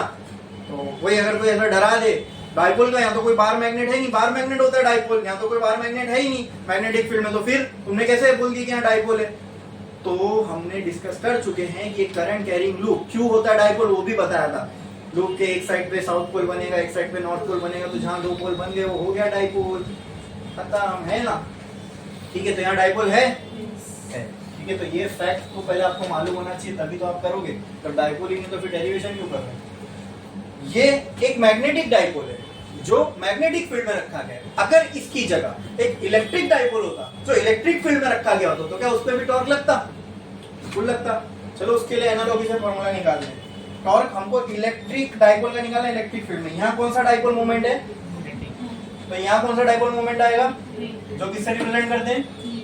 P से इनटू। यहाँ कौन सा डाइपोल, यहाँ कौन सी फील्ड है? तो यहाँ कौन सी फील्ड आएगी? तो क्या ये फॉर्मूला होना चाहिए torque acting on a dipole kept in an electric field? अगर डेरिवेशन किए हो तो जाओ वहां पे जाके देख लो, फॉर्मूला यही मिलेगा। ये भी पूरा डिराइव करके आता है। लेकिन अगर हमको कंसेप्ट क्लियर है, एनालॉजी मालूम है, तो देखो एक को देख के मैं दूसरा ऐसी बिना डिराइव के बोल बता सकता हूँ क्या है। समझ में आया? क्लियर है? इसमें किसी को कोई डाउट है? पक्का? ये भी एक एनालॉजी है। ठीक है, तो ये नहीं बोल रहा हूँ सेम है इलेक्ट्रिक फील्ड मैग्नेटिक, दोनों अलग है, लेकिन कुछ कुछ सिमिलैरिटीज इनमें दिखती है। ठीक है, तो अच्छा लगता है हम लोगों को ऐसी सिमेट्री देखना नेचर के अंदर। ठीक है, जैसे हमने नेचर में ये भी देखा, जो हमारे बनावट का बेसिस मानते हम लोग एटम, और हमने एटम की वर्किंग को देखा तो कैसा दिखा? बीच में न्यूक्लियस है, आसपास सर्कुलर ऑर्बिट में इलेक्ट्रॉन रिवॉल्व करते हैं। ये हमारी सोच है, देखा आज तक किसी ने भी नहीं हो, सब हम सोचते हैं, ये सब थियरीज है। ठीक है, ठीक है, डाल्टन से लेके जो भी मॉडर्न एटॉमिक मॉडल है सब सब सब सोच है, बस किसी ने देखा नहीं। हाँ, लेकिन ऐसा अभी तक जो भी सोचे उससे हम ये सोचते हैं ना कि बीच में न्यूक्लियस है, उसके अराउंड सर्कुलर ऑर्बिट में इलेक्ट्रॉन गोल गोल घूम रहा है, ये एकदम छोटे लेवल पे उसको हम देख भी नहीं पाते। और जब इसको एस्ट्रोनॉमिकल लेवल पे देखें तो सन सेंटर में और तब सारे प्लैनेट उसके अराउंड गोल गोल घूम रहे हैं। लेकिन मतलब ये अपने आप में यूनिवर्स है ना, सन उसके आसपास का प्लैनेट कौन है? यूनिवर्स है। ठीक है, उसी तरह इतनी छोटी चीज जो इलेक्ट्रॉन न्यूक्लियस के लेवल पे, बराबर, जिसपे हम अगर मतलब यहाँ अगर इलेक्ट्रॉन न्यूक्लियस होगा मैं उसको पैर दे दूंगा तो उसको छुएगा भी नहीं मेरा हाथ पैर कुछ भी, कोई इतने छोटे हो। ठीक है, तो क्या ऐसा नहीं हो सकता कि हम लोग जो हमारा ये यूनिवर्स है पता नहीं कोई और बहुत बड़ी सिविलाइजेशन होगी जिसके लिए हम उतने से हो? अरे फिजिक्स तुमको यही सब पर्सपेक्टिव देता है, मालूम है, सोचने का, पागल हो जाओगे फिर। अरे हाँ यार, ऐसा भी तो हो सकता है। और रियलिटी में ये कपड़े के धागे के एक रेशे के जो एटम है उसके ऊपर भी हो सकता है पूरी दुनिया बसी हो। उनको लग रहा होगा हमारे ऊपर कोई भी नहीं है, होगा ना? अगर वैसी होगी तो हम लोग को थोड़ी, उनको थोड़ी अपन देख पा रहे हैं, उनको थोड़ी अपने को देख पाएंगे इतने छोटे स्केल पे इतनी बड़ी चीज़ को ना। हम लोग उसको कोई नुकसान पहुंचा सकते हो, है इतनी छोटी कि हम पहुंच ही नहीं सकते वहाँ तक। हो सकता है हमारा कोई डिस्टर्बेंस है, उन लोग के यहाँ भूकंप आता होगा, बाढ़ आती होगी अगर वहाँ पानी नहीं रहता होगा। ऐसे हो सकता है कि कोई बहुत बड़ी हमारे ऊपर भी सिविलाइजेशन होगी तो उसके भी कुछ हरकत से हमारे यहाँ भूकंप ये सब आते हैं। तो बस एक कुछ भी एक थियरी है, ऐसा मैं ये नहीं बोल रहा रियलिटी हो सकता है, लेकिन ये भी हो सकता है कुछ भी नहीं। अगर हम लोग सोचने जाए कि हम लोग इस यूनिवर्स के लेवल पे क्या है तो हम कुछ भी नहीं, धूल का दाना भी नहीं हम लोग। यूनिवर्स का स्केल देखोगे ना आप लोग, यूनिवर्स कितना बड़ा है। अभी तक तो हमने ढंग से अर्थ को नहीं देखा। और अगर मैं आपसे किसी भी कितने भी यहाँ पे कोई अगर बुजुर्ग होगा 100 साल का, पूरे पूरे गोवंडी देखे क्या आपने, तो वो भी नहीं देखा होगा किसी ने, है ना? एक एक कोना, दुनिया छोड़ दो, यूनिवर्स छोड़ दो, हमारा सोलर सिस्टम छोड़ दो, यूनिवर्स तो बहुत बड़ी चीज हो गई, ऐसे कहीं यूनिवर्स है, फिर मार्वल्स में तो मल्टीवर्स की भी बात हो रही है क्या नहीं? हाँ,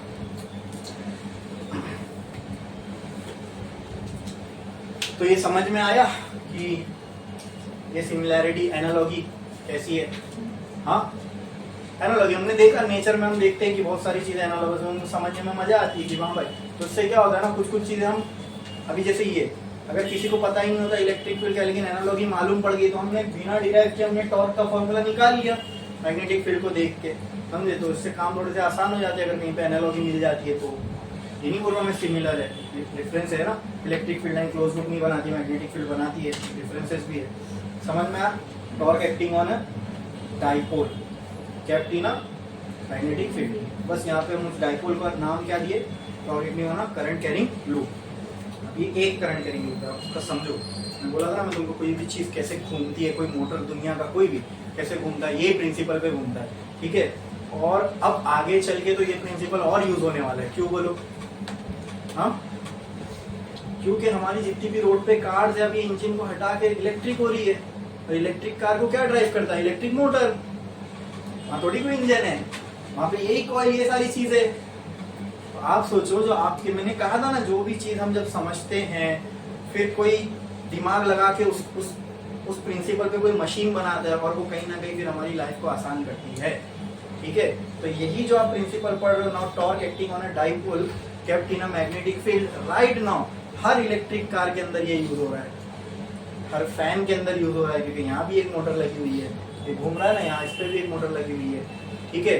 तो क्या होता है आप समझो, एक कॉइल की बात किया, एक कॉइल की बात किया, इस कॉइल पे यहाँ फोर्स लग रहा है, यहाँ फोर्स लग रहा है। अब इमेजिन करो इसके जस्ट बाजू में एक और कॉइल है, इसके जस्ट बाजू में एक और कॉइल है, जस्ट बाजू में एक और कॉइल है। तो कभी आपने इलेक्ट्रिशियन की दुकान पर या नॉर्मली किसी को घर पे पंखा खोले हुए देखोगे, तो अंदर एक है ना ऐसा कुछ शेप का डिवाइस रहता है, ऐसे ऐसे ऐसे, है ना?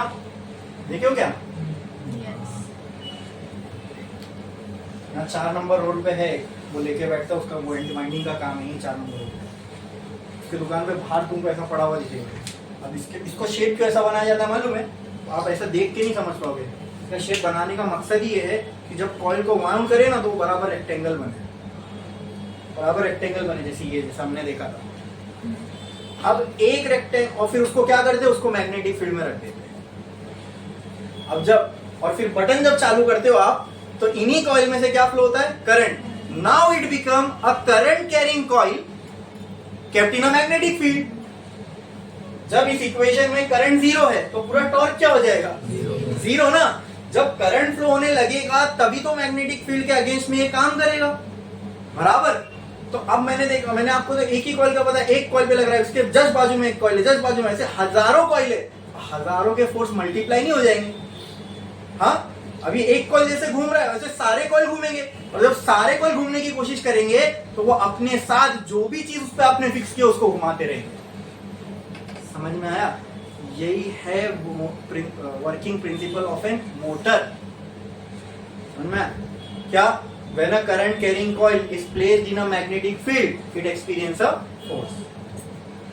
When a current carrying coil is placed in a magnetic field, it experiences a force. And now this force creates torque, and that torque rotates the body. समझे? तो ये जो प्रिंसिपल जो अभी मैंने आपको बताया, यही किसी भी मोटर में काम करता है, ठीक है? ये तो बनाते हैं, जो वाइंडिंग वाले हैं, उनको नहीं मालूम ये करंट कैरिंग कंडक्टर सब क्या होता है। उनको इतना मालूम है मेरा काम है बस रोज मेरे को ऐसा ऐसा ऐसा ऐसा इस पे कॉइल वाउंड करना है। वो काम जिसको करना था वो साइंटिस्ट ने, फिजिसिस्ट ने कर दिया। उनको मालूम है ये सारी कॉपर जमीन में पता नहीं कहाँ पड़ा हुआ है, वो आयरन का टुकड़ा पता नहीं कहाँ पड़ा हुआ है, वो बीच का रोड पता नहीं दुनिया में कहाँ है। किसी ने तो दिमाग लगाया ना, इन सब चीजों को इस तरीके से जोड़ोगे तो एक ऐसी चीज बनेगी जो घूमे। समझे? तो कोई चीज ये इतनी मामूली चीज नहीं है जो हम पढ़ रहे हैं। जो भी आप पढ़ रही है आसपास आपके हो रहा है। और मैंने कहा था ना, फिजिक्स क्या है? It is just the understanding of the world around us. जब हमको वो चीजें समझ में आती, जब नेचर से हम लोग एक पर्दा उठाते, तो उस लॉ को यूज करते हम कोई चीज बनाने के लिए। उस लॉ को फिर हम कोशिश करते कि कोई मशीन बना सके रियलिटी में, जो उस लॉ पे काम करे, फिर जाके वो हमारी डे टू डे लाइफ को आसान करती है। समझ में आया? क्लियर है? बोलिए टॉर्क का पूरा कंसेप्ट समझ में आया, मैथमेटिकल तो समझ में आया पूरा, हाँ, और लॉजिकली रियलिटी के हिसाब से, एप्लीकेशन के हिसाब से भी मैंने आपको बता दिया कि कहाँ कहाँ यूज हो सकता है। बोलो क्लियर है? इसमें किसी को कोई डाउट है? देखना 4 नंबर रोड पे से जाना, ये राइट साइड में एक बैठा रहता है, शायद उस माजूर है वो पैर से बैसाखी लेके चलता है, तो उसकी दुकान पर वो यही करता रहता है, ठीक है? तो आपको दिखे फिर जब ये असेंबली को हम डालते हैं किसी भी मोटर के अंदर, या आपने पता नहीं देखे हो कि नहीं, जब कार की या कोई टॉय होता है उसमें मोटर लगी होती है ना कितनी सी छोटी, हाँ, वो अगर आप मोटर निकालोगे और उसको अगर खोलोगे तो उसके साइड में देखना, साइड में आपको 2 मैग्नेट लगे हुए दिखेंगे। वो क्या है? वो मैग्नेट ने क्या किया, मैग्नेटिक फील्ड बनाई। फिर जो जिसको आप पीछे से खींच के बाहर निकालोगे ना, जहाँ आप लोग सेल कनेक्ट करते हैं, जैसे आप उसको बाहर निकालोगे, अंदर से आपको एक कॉइल का पूरा गुच्छा मिलेगा, पूरा कॉपर बाउंड किया हुआ।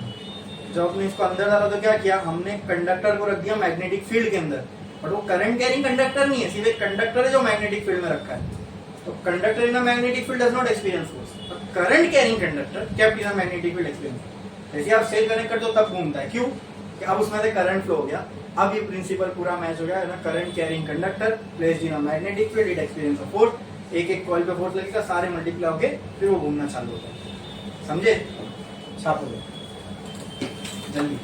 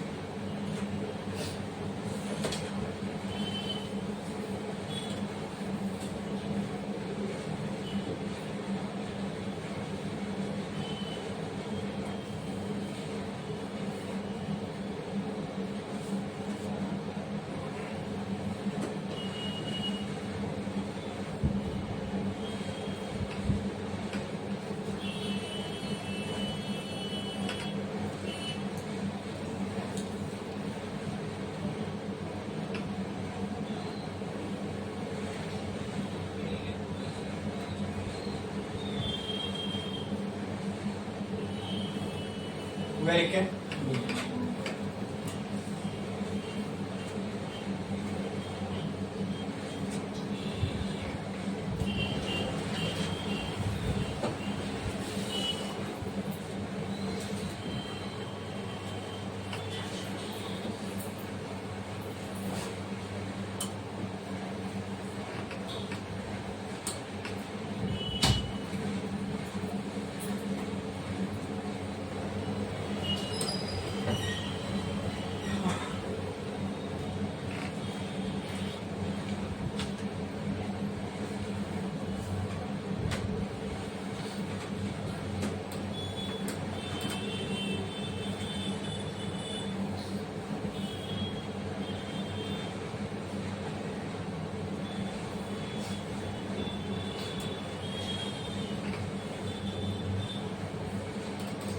मैं यहाँ पे डायग्राम बना रहा हूँ, वो भी आपने इसके होने के बाद बना लो ताकि आपको ये क्लैरिटी रहे, ए क्या है, बी क्या है, ये ए है, ये बी है, हमने इनवर्ट मैग्नेटिक फील्ड बनाए थे।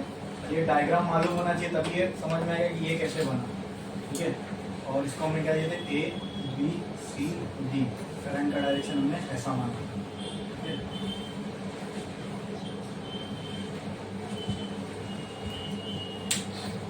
जहाँ डायग्राम बना अगर वहाँ जगह बचा है तो साइड में बना दो, नहीं बची है तो जहाँ लास्ट में आप है वहाँ बना सकते हो, ठीक है। तो आप सेल्फ स्टडी करने बैठोगे तो कंफ्यूजन नहीं होगा, ये एडी क्या है, बीसी क्या है।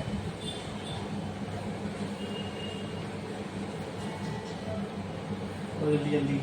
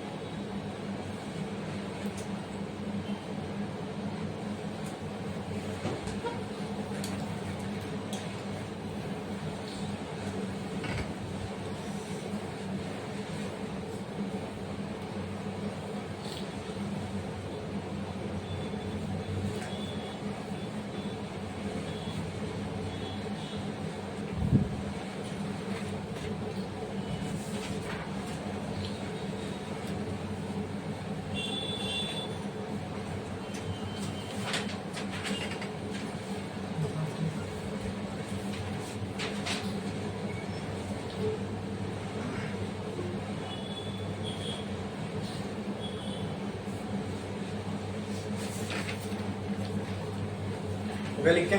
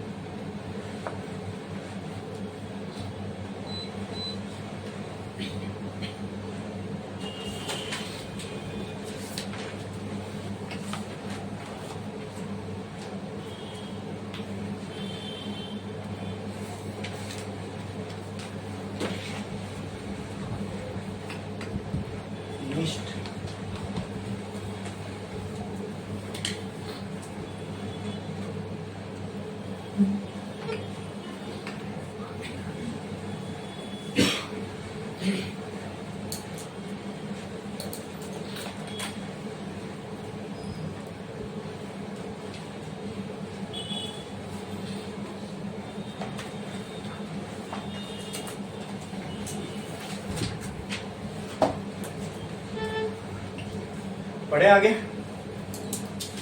अब हम लोग ये जो हमने सीखा कि मैग्नेटिक फील्ड में रखने से कैसे किसी कॉइल पे या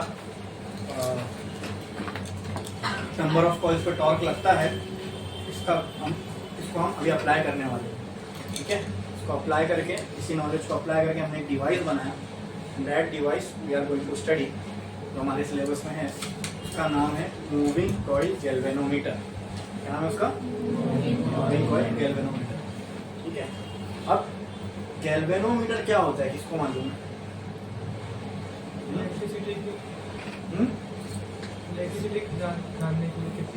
तो इसको मैं ऐसा बोल सकता हूँ कि it is use to measure current. तो अगर ये वेरी गुड, करंट यूज करने के लिए तो हमारे पास एमीटर भी था, तो फिर गैल्वेनोमीटर क्यों यूज कर रहे हैं? Galvanometer is use to detect small amount of current. तो मिली एम्पियर्स में, माइक्रो एम्पियर्स में होता है ना छोटा करंट, इसको एम्पियर डिटेक्ट नहीं, एमीटर डिटेक्ट नहीं कर सकता। वैसे स्मॉल करंट को डिटेक्ट करने के लिए हम क्या यूज करते हैं? गैल्वेनोमीटर। क्या यूज करते हैं? गैल्वेनोमीटर। अभी तो नहीं कोई यूज करता, वो तो सब अभी डिजिटल डिवाइसेस आ गए, ठीक है। अब सिलेबस में तो पढ़ना पड़ेगा। चलो, मूविंग कॉइल गैल्वेनोमीटर अभी हम लोग को देखना है। उसके लिए पहले उसका पहले देख लेते हैं कि वो है क्या, उसका डेफिनेशन लिख लो, फिर उसका धीरे धीरे कंस्ट्रक्शन देखेंगे, फिर उसकी वर्किंग देखेंगे। वर्किंग के बाद फिर उसका मैथमेटिकल रिलेशन भी देखना है। एक लाइन फोटो स्टार डालो, हेडिंग लगाओ moving coil galvanometer. Moving coil galvanometer, moving coil galvanometer, moving coil galvanometer, moving coil galvanometer. हाँ, अब इसका डेफिनेशन लिख दो कि ये है क्या। It is a device which is used to detect small current. It is a device which is used to detect small current. It is a device which is used to detect small current. जब भी कोई नाम के आगे metre लगा हो ना तो समझ लेना वो कोई ना कोई मेजरिंग इंस्ट्रूमेंट है, ठीक है। थर्मोमीटर और कौन कौन से डिवाइस है, थर्मोमीटर हो गया और एम मीटर, वोल्ट मीटर, ठीक है, ये सब मेजरिंग इंस्ट्रूमेंट्स है। Micrometer, screw gauge. चलो अब ये हमने डेफिनेशन लिख किया, अब समझते हैं। अच्छा मुझे आप बताओ, गैल्वेनोमीटर, मूविंग कॉइल गैल्वेनोमीटर, देखना उसके नाम में ये मूविंग कॉइल, यानी ऐसा गैल्वेनोमीटर जिसमें कॉइल मूव हो रही हो। अब हम क्या करते हैं कि ये जो मूविंग कॉइल है ना, इसी के ऊपर एक पॉइंटर लगा देते हैं। क्या लगा देते हैं? उस पॉइंटर के पीछे एक रीडिंग लगा देते हैं, जैसे 1 2 3 4 स्केल में होती है ना, 1 फीट एच 2 एच 3। कॉइल है, कॉइल के ऊपर पॉइंटर है, पॉइंटर के पीछे एक हमने प्रिंट की हुई पर्ची चिपका दी, उस पर्ची पे क्या है, सारी रीडिंग्स है। तो जब ये कॉइल घूमेगा तो पॉइंटर घूमेगा, पॉइंटर घूमेगा तो उस रीडिंग पे आगे पीछे मूव होगा। जहां रुका वो तुम अपनी रीडिंग मान लोगे। तो अभी ये मोटा मोटा ऐसी ब्रीफ बता रहा हूँ, बोलो इतना क्लियर है? अच्छा पहली बात तो मुझे बोलो, गैल्वेनोमीटर क्या डिटेक्ट करने काम आता है? मतलब जब इसके अंदर करंट जाएगा तभी वो कांटा हिलेगा, क्योंकि उसी को तो मेजर करना है ना भाई। तो जो करंट जब जाएगा तो कितना करंट जा रहा है वही तो ये बताएगा। तो करंट को डिटेक्ट करना मतलब इसके अंदर करंट के हिसाब से ये मूव होगा, इसका मतलब इसमें करंट जाने वाला है, बराबर। अब इसका कंस्ट्रक्शन कैसा होता है वो देखो। टेक्स्ट बुक में मैं जैसा बता रहा हूँ वैसा तो टेक्स्ट बुक में नहीं है, लेकिन मैं यहाँ जो बना रहा हूँ समझने के लिए बहुत सही है, ठीक है। अब सबसे पहले यहाँ पर एकदम सेंटर में आप बोल सकते हो एक पार्ट होता है जिसको बोलते हैं कोर। क्या बोलते हैं? जैसे सिलिंड्रिकल शेप का एक चीज होती है, इसको हम क्या बोलते हैं? कोर। क्या बोलते हैं? अब बहुत सी जगह पे आप ये लिखा हुआ देखोगे, सॉफ्ट आयरन कोर या सॉफ्ट आयरन कोर। तो इसका मतलब क्या होता है? ये सॉफ्ट आयरन कोर का मतलब क्या होता है? कोर का मतलब क्या होता है? तो सिंपल है, core is anything which is a central part of something, ठीक है। जैसे अर्थ का कोर टेम्परेचर कितना कोई आपसे पूछे तो मतलब अर्थ के सेंटर में एकदम अंदर क्या टेम्परेचर है उसको, है ना, कोर उसी को बोलते हैं। तो कोर का मतलब जैसा कोई क्या बोलते हैं, कोई डिवाइस को रिप्रेजेंट नहीं कर रहा, कोई फिजिकल क्वांटिटी नहीं है core. Core is something which is eight the centre, ऐसा आप समझ सकते हो, ठीक है। It is a central part, ठीक है। आई बात समझ में? जो सेंटर में हो, मिडिल में हो, आई बात समझ में? ऐसी चीज को हम कोर बोलते हैं। या उसके ऊपर सब चीजें बनाई गई हो तो वो अंदर वाली चीज को क्या बोलेंगे? कोर। क्या बोलेंगे? कोर। समझ में आया? It gives a idea about something which is placed at centre, समझे, उसको बोलते हैं कोर। हाँ, आई बात समझ में? तो कोर, इसको मैं बोल रहा हूं कोर, इसका मतलब क्या? ये पार्ट को बुलाते कोर नहीं है, ये इसको सिलेंडर बोलते हैं, शेप को सिलेंडर बोलते हैं। उसके मटेरियल कुछ और कोई भी मटेरियल का होगा तो ना उसको हम मटेरियल के नाम से बुला रहे, ना उसको शेप के नाम से बुला रहे, हम उसको क्या बुला रहे हैं? तो ये आइडिया दे रहा हूँ, बहुत बेसिक चीज है, ये कोई नहीं समझा रहा ये कोर और का मतलब क्या होता है। बहुत सी जगह लिखे हुए देखो, सॉफ्ट आयरन कोर, ये कोर। तो पहले तो कोर का मतलब समझ लो। Core is something which is placed at the centre. आई बात समझ में? अच्छा, अब कोर तो आप बहुत कम देखोगे, हमेशा आप ज्यादातर कहीं पे अगर लिखा हुआ देखोगे तो सॉफ्ट आयरन कोर देखोगे। क्या देखोगे? तो ये सॉफ्ट आयरन कोर का मतलब क्या होता है? इसका मतलब ये होता है वो जो सेंट्रल पार्ट है कोर, वो बना है सॉफ्ट आयरन का। आप पूछोगे सॉफ्ट आयरन क्या होता है?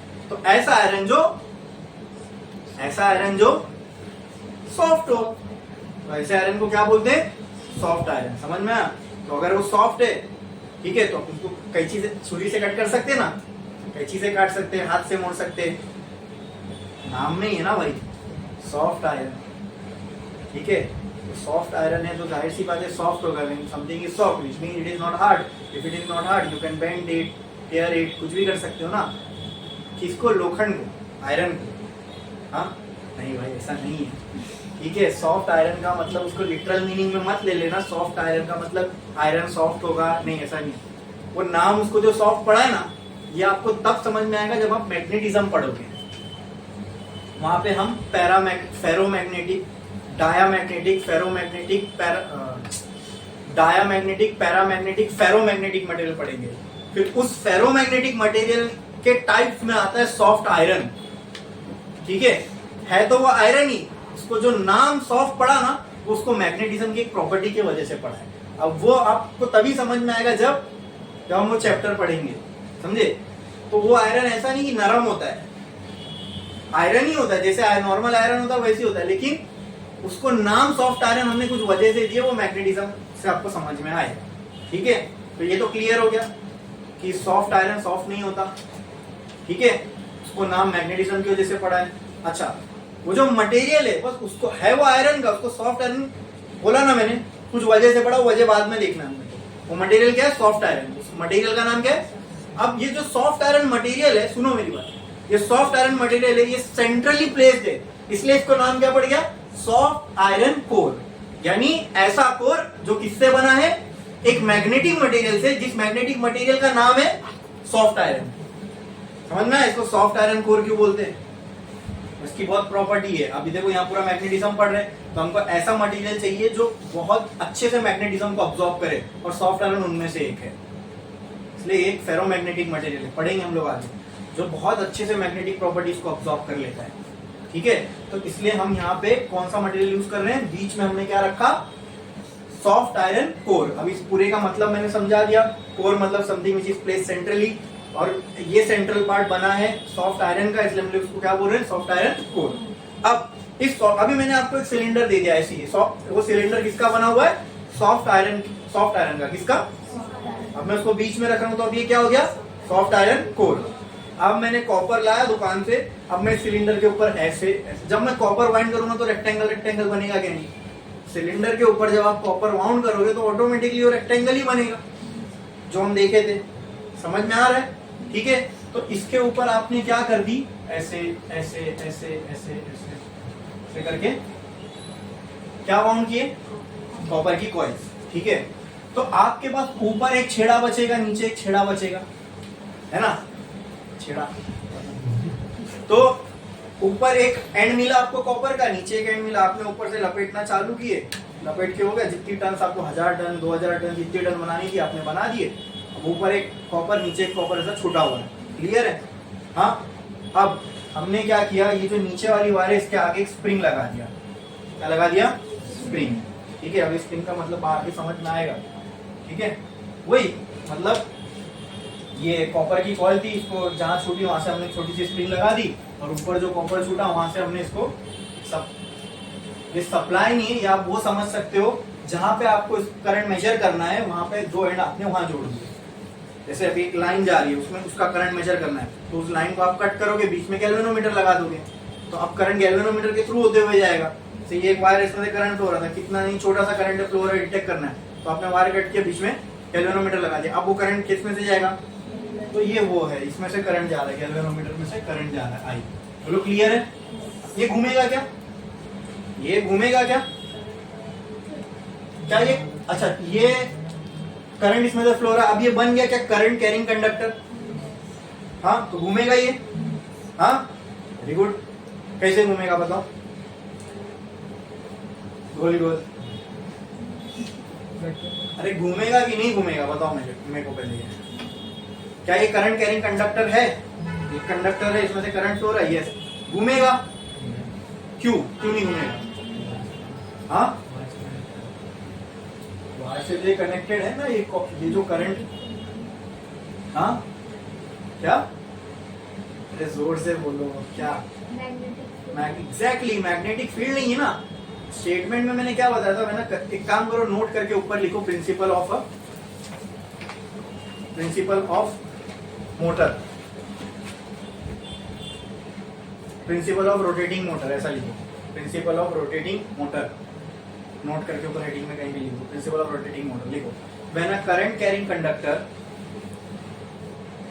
या फिर ऐसा लिखो है ना, करंट कैरिंग कॉइल है ना, current carrying coil is placed in a magnetic field, it experiences a force, it experiences a force, it experiences a force, this force creates torque, full stop डालना, फिर लिखना this force creates torque, and a current carrying conductor is placed in a magnetic field, it experiences a force, full stop, this force creates torque, full stop, this force creates torque, this force creates torque, this force creates torque, and this torque rotates the coil, and this torque rotates the coil, है ना। घुमाने के लिए तो torque चाहिए, torque किसने बनाया? Force ने। फोर्स कैसे लगा? जब एक करंट कैरिंग कॉइल को कहां रखे, कहां रखे? करंट कैरिंग कॉइल तो ये भी है, लेकिन अब ये घूम नहीं रहा। क्यों नहीं घूम रहा? मैग्नेटिक फील्ड नहीं है। आई बात समझ में? तो अब इसको मैग्नेटिक फील्ड में रखना पड़ेगा, तो इसलिए हमने इसके आसपास, देखो यहाँ पे ऐसे ऐसे और ऐसे रेडियली, कैसे रेडियली दो मैग्नेट्स प्लेस कर दिए।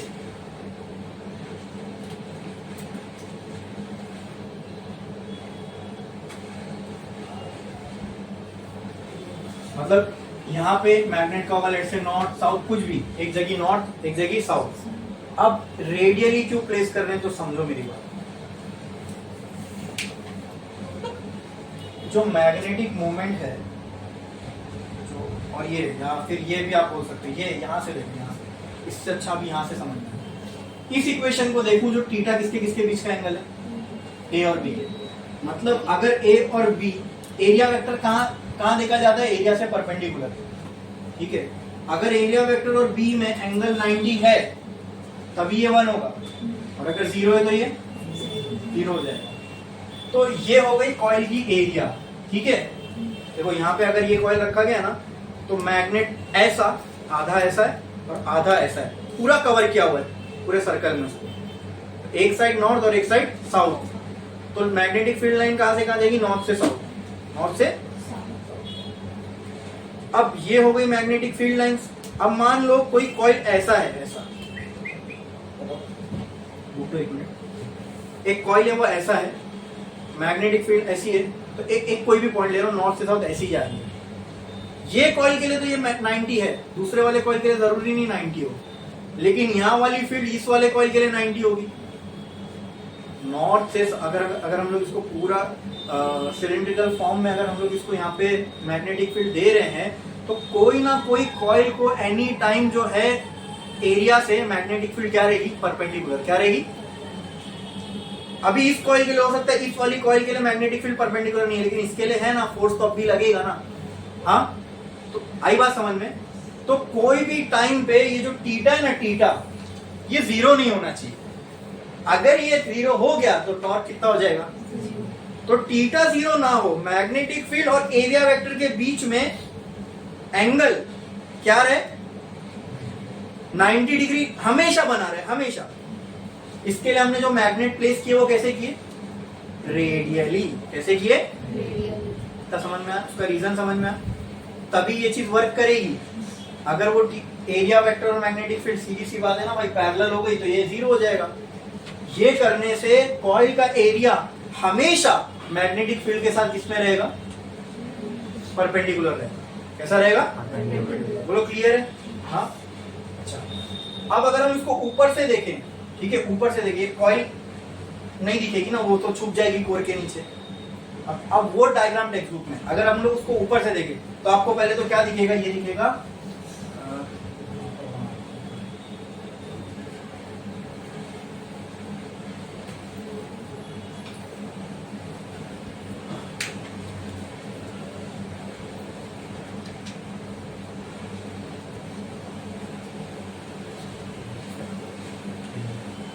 अगर हम लोग इस असेंबली को ऊपर से देखें तो सबसे पहले हम लोग को यहाँ पे ये दिखेगा कोर, कोर का सर्कल दिखेगा, बीच में वो पॉइंट है जहां पे वो कोर को फिक्स किया गया है, ठीक है, क्लियर है? अच्छा, इस कोर के ऊपर आपको क्या दिखेगी? Winding, coil.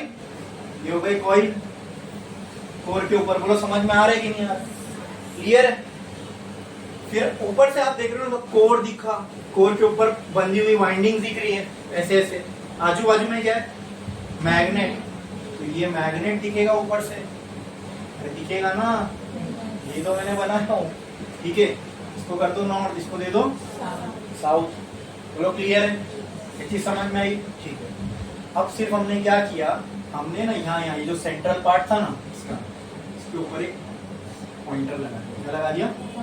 पॉइंटर लगा दिया। समझे? क्या लगा दिया? पॉइंटर। समझ में आया?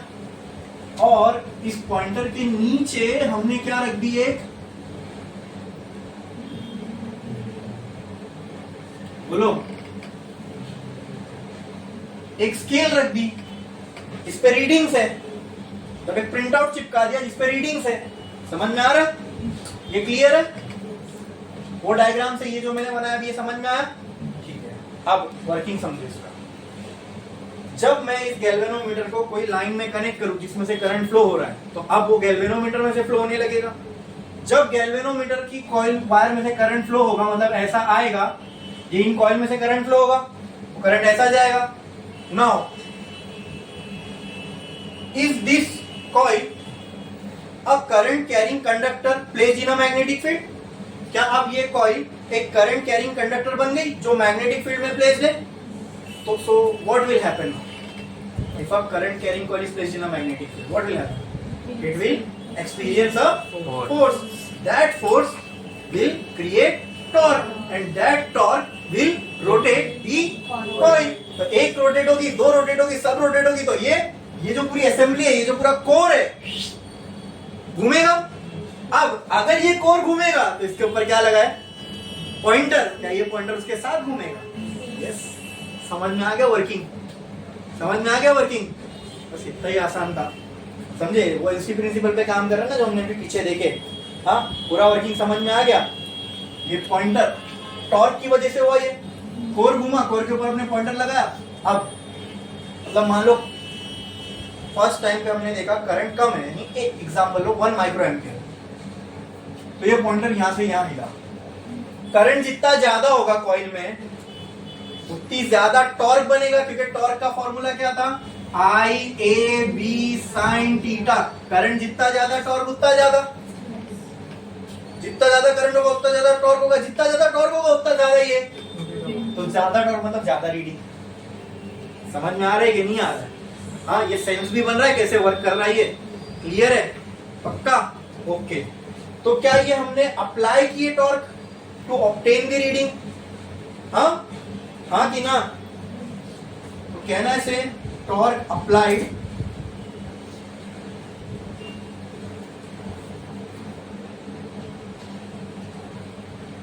टॉर्क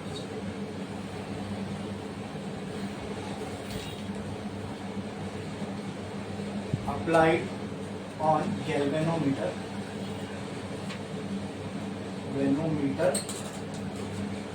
coil, ठीक है? इसको मैं TA बोल देता हूं, चलेगा? Torque applied. तो क्या ये टॉर्क अप्लाइड बराबर होगा आई ए बी साइन थीटा के? हाँ, अपने को मालूम है थीटा को हमने पहले ही 90 कर दी है। कैसे? मैग्नेट को रेडियली प्लेस करते हैं। Here due to radial magnetic field theta is equals to 90, therefore sin 90 equal to 1। तो टॉर्क अप्लाइड कितना आ गया? बोलो आई ए बी, ठीक है? But this is the torque for one coil, वहां एक कॉइल थोड़ी है। हाँ, for n number of coils torque applied will be equal to n i a b। क्या ये क्लियर है? क्या इसमें किसी को कोई डाउट है? क्या यहां तक समझ में आया? ठीक है। करंट मेजर कर लिया आपने, रीडिंग आ गई। अब क्या उठा के वो फेंक दोगे गैल्वेनोमीटर? नहीं ना, दोबारा भी तो उससे मेजर करना है ना। लेकिन दोबारा मेजर करने के लिए फिर से किस पे जाना चाहिए? पॉइंटर किस पे जाना चाहिए? तो यहाँ आता है स्प्रिंग का शेप, समझे? हाँ, दिख रही नहीं है ऊपर से, इसलिए मैंने ऐसा डायग्राम बनाया।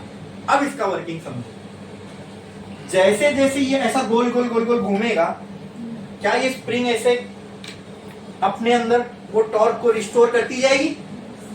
स्टोर करती जाएगी। अरे स्प्रिंग भी ऐसे वाउंड होती जाएगी ना, हाँ, गोल गोल घूमेगी। और अगर स्प्रिंग ऐसी गोल घूमी हुई है उसको आप छोड़ दो तो क्या होगा, वो अनवाउंड होगी। जब वो अनवाउंड होगी तो वो, अब मान लो जब तक आप करंट दे रहे थे तब तक इस पे टॉर्क प्रोड्यूस हो रहा था। मतलब एक चीज है जो इसको ऐसे घुमा रही है, घुमा रही है, घुमा रही है, इसके घूमने की वजह से नीचे भी स्प्रिंग ऐसे घूम रही है, घूम रही है, घूम रही है। अब तक दोनों सेम है। करंट बंद, जैसी आई जीरो हुआ टॉर्क, मतलब अब इसके कोर के अंदर अब कोई टॉर्क नहीं लग रहा है, ठीक है। अभी नील बटे सन्नाटा हो गया, इसके पास कुछ भी नहीं है, इसका कोई सहारा नहीं है।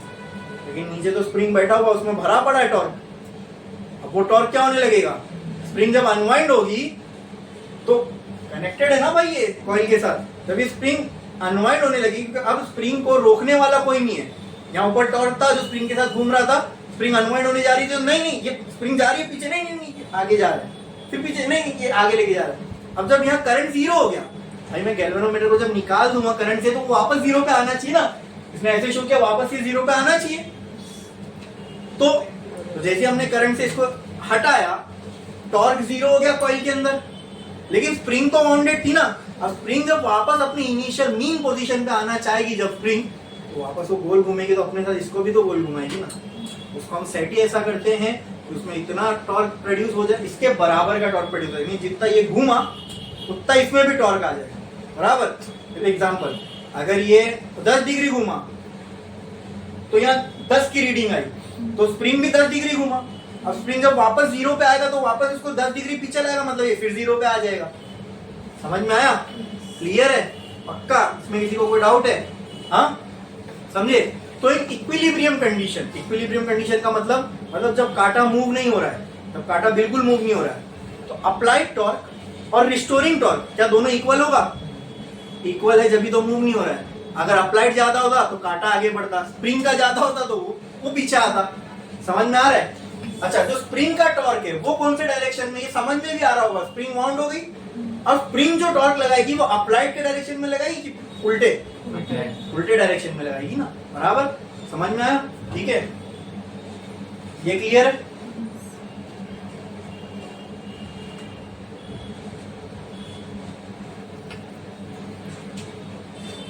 Restoring torque is applied by the spring। कौन लगा रहा है, स्प्रिंग, जिसको हम बोलेंगे टॉर्क आर, ठीक है। अब ये जब आप ऑक्सीलेशन पढ़ोगे ना तो उसमें आप पढ़ोगे जो स्प्रिंग फोर्स होता है, स्प्रिंग फोर्स वो बराबर होता है माइनस के एक्स के। इसके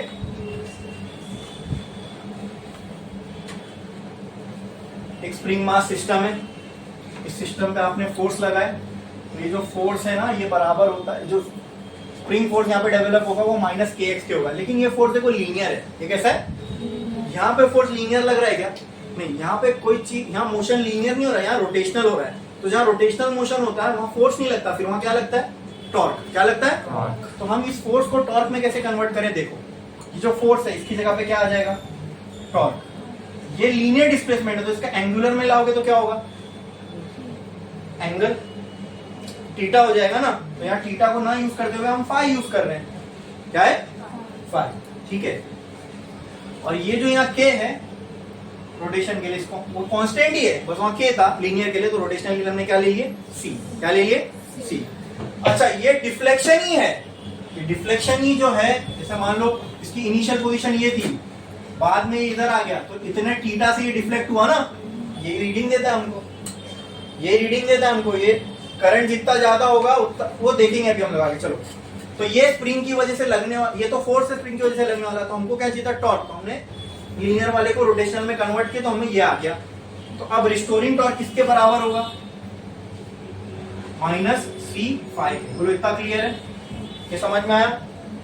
इन इक्विलिब्रियम कंडीशन मतलब जब दोनों भी बराबर बराबर होंगे तो क्या होगा, अप्लाइड टॉर्क और रिस्टोरिंग टॉर्क सेम होगा। ये बोलो, लेकिन डायरेक्शन क्या है दोनों का, बोलो डायरेक्शन क्या है, अरे सेम तो है मैग्नीट्यूड में, लेकिन दोनों का डायरेक्शन क्या है, डायरेक्शन क्या है बोलो। मैं यहाँ पे लिख रहा हूं स्प्रिंग फोर्स, आपके समझने के लिए ये लिखाना नहीं है। Spring force F S is equal to minus K X ठीक है, अब इसको रोटेशनल में कन्वर्ट करेंगे तो ये हो जाएगा टॉर्क, इसका हो जाएगा फाई और इसका हो जाएगा सी। समझ में आया? क्लियर है? ठीक है। In equilibrium condition, equilibrium condition का मतलब क्या दोस्तों, ये अप्लाइड टॉर्क है और जो स्प्रिंग का टॉर्क है, ठीक है। देखो स्प्रिंग पीछे नहीं लेके जा पा रही है पॉइंटर को, क्यों? क्योंकि अप्लाइड टॉर्क लग रहा है, ठीक है। जब तक अप्लाइड टॉर्क लगता रहेगा स्प्रिंग का टॉर्क कुछ काम नहीं करेगा। हाँ, जैसे अप्लाइड टॉर्क हटा स्प्रिंग वापस अपना काम करेगी, ठीक है। अब मान लो पॉइंटर एक जगह पे रुक गया, इसका मतलब क्या, अप्लाइड टॉर्क आगे नहीं जा रहा, मतलब अप्लाइड टॉर्क नहीं लग रहा है, इसलिए पॉइंटर आगे नहीं बढ़ रहा। पॉइंटर पीछे भी नहीं जा रहा है, इसका मतलब स्प्रिंग का जो रिस्टोरिंग टॉर्क है वो भी अप्लाई नहीं हो रहा। तो ये कंडीशन को क्या बोलेंगे, इक्विलिब्रियम कंडीशन। मतलब लॉजिक से ये समझ में आ रहा है कि ये दोनों अपोजिट में होंगे, लेकिन वैल्यू दोनों की क्या है, सेम। वैल्यू दोनों की क्या है, इन इक्विलिब्रियम, जब इक्विलिब्रियम कंडीशन होगी तब क्या होगा, applied torque will be equal to minus of restoring torque. क्यों माइनस? डायरेक्शन में दोनों क्या है, अपोजिट है, डायरेक्शन में दोनों क्या है। तो अप्लाइड टॉर्क का फॉर्मूला क्या आया था हम लोग को यहाँ से, NIAB is equal to minus restoring torque का फॉर्मूला क्या है, minus C5, minus minus NIAB is equal to C5। हम लोग को क्या मेजर करना है, ये डिफ्लेक्शन मेजर करना है ना, ठीक है। तो देखो यहाँ पे 5 will be equal to NIAB by C।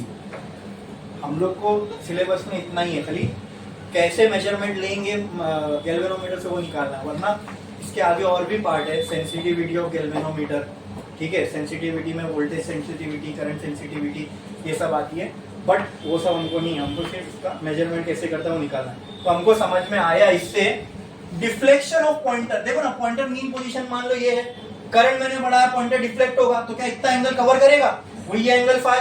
Deflection of a pointer depends on, देखो किस किस पे डिपेंड करेगा, नंबर ऑफ टर्न्स। ये तो कांस्टेंट है, एक बार गैल्वेनोमीटर बन गया, अब नंबर ऑफ टर्न्स चेंज होंगी क्या, नहीं।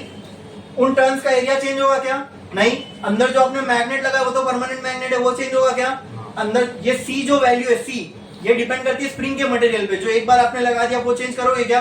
तो गैल्वेनोमीटर में जाने वाली कौन सी चीज खाली चेंज हो रही है, करंट।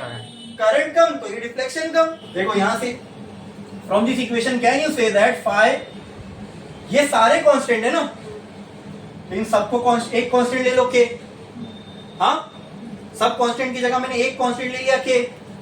अब के को जैसे हटाऊंगा तो क्या ये प्रोपोर्शनलिटी साइन आ जाएगी, तो क्या ये समझ में आ रहा है, जितना ज्यादा आई होगा उतना ज्यादा ही डिफ्लेक्शन होगा, और क्या ऐसी होना भी चाहिए था, कि जितना ज्यादा करंट हो उतना ज्यादा पॉइंटर डिफ्लेक्ट होना चाहिए। समझ में आया? यही है working of moving coil galvanometer. समझे कि नहीं समझे? एकदम क्लियर है क्या? इसमें किसी को कोई भी डाउट है? अगर है तो पूछो। एकदम क्लियर, एकदम अच्छे से समझ में आ गया? हाँ, पूरा लॉजिकली वर्किंग कैसा है और मैथमेटिकल रिलेशन भी कैसा है वो भी समझ में आया। ठीक है, अगर इसमें से आपको गैल्वेनोमीटर में से फ्लो होने वाला करंट निकालना है तो आप कैसे निकाल सकते हो? I is equal to 5C upon NAB, है ना? है ना? तो करंट को हमको मेजर करना होता है। ठीक है, अगर आपको डिफ्लेक्शन दिया हुआ है और करंट की वैल्यू निकालनी तो आप ये फॉर्मूला यूज करके निकालो। समझे? क्लियर है? बाकी सारी चीजें क्या है, कांस्टेंट कैसे है वो भी मैंने आपको बता दिया। जब आप गैल्वेनोमीटर, जब आपने टेबल पे लेके आए गैल्वेनोमीटर तो बना हुआ ही लाओगे ना, कि वहां के असेंबल करोगे नहीं ना। बना हुआ कंपनी से एक मटेरियल गैल्वेनोमीटर ले आओगे तो वो कंपनी से बना हुआ गैल्वेनोमीटर लाओगे तो उसमें number of turns, area of turn, magnetic field, spring का मटेरियल सब तो पहले से कौन फिक्स्ड है ना, उसकी एक वैल्यू होगी फिक्स्ड। उसके डब्बे पे लिखा होगा कि भाई नंबर ऑफ टर्न हमने इतने डाले, कॉइल स्प्रिंग का मटेरियल ये है, एरिया ये है, बी ये है। तो ये पूरे को जब मैं मल्टीप्लाई डिवाइड जो भी करूंगा तो एक कांस्टेंट आ जाएगा। तो ये है, समझे? क्लियर है? समझ में आया? तो क्या हमको यही साबित और ये भी यही समझना था कि करंट जितना ज्यादा होगा उतना ज्यादा डिफ्लेक्शन होगा। डिफ्लेक्शन किसका? ये पॉइंटर का। पॉइंटर जब मीन पोजीशन पे, लेट्स से जब फाई की वैल्यू 0 है, जितने जितने करंट बढ़ेगा फाई की वैल्यू बढ़ती जाएगी। क्या मैथमेटिकल रिलेशन में हमको वही बता रहा है? समझ में आया? क्लियर है? अब जो इसकी थियरी है, थियरी जो मैंने आपको बता दिया, अगर इसको आप खुद अपने लैंग्वेज में लिख सकते हो इंग्लिश में, अच्छी बात है। नहीं लिख सकते हो तो जो आपकी नोट्स है उसमें से इसकी थियरी पढ़ लेना। मैथमेटिकल रिलेशन तो आप खुद से कर लोगे, लेकिन थियरी जो लिखना है इसका कंस्ट्रक्शन और वर्किंग तो आप अपनी नोट्स में से देख के लिख सकते हो अगर इसका क्वेश्चन आया एग्जाम में तो। समझे? क्लियर है? इसके बाद का जो टॉपिक है एम्पियर्स लॉ हम लोग देखेंगे, लेकिन एक ब्रेक के बाद।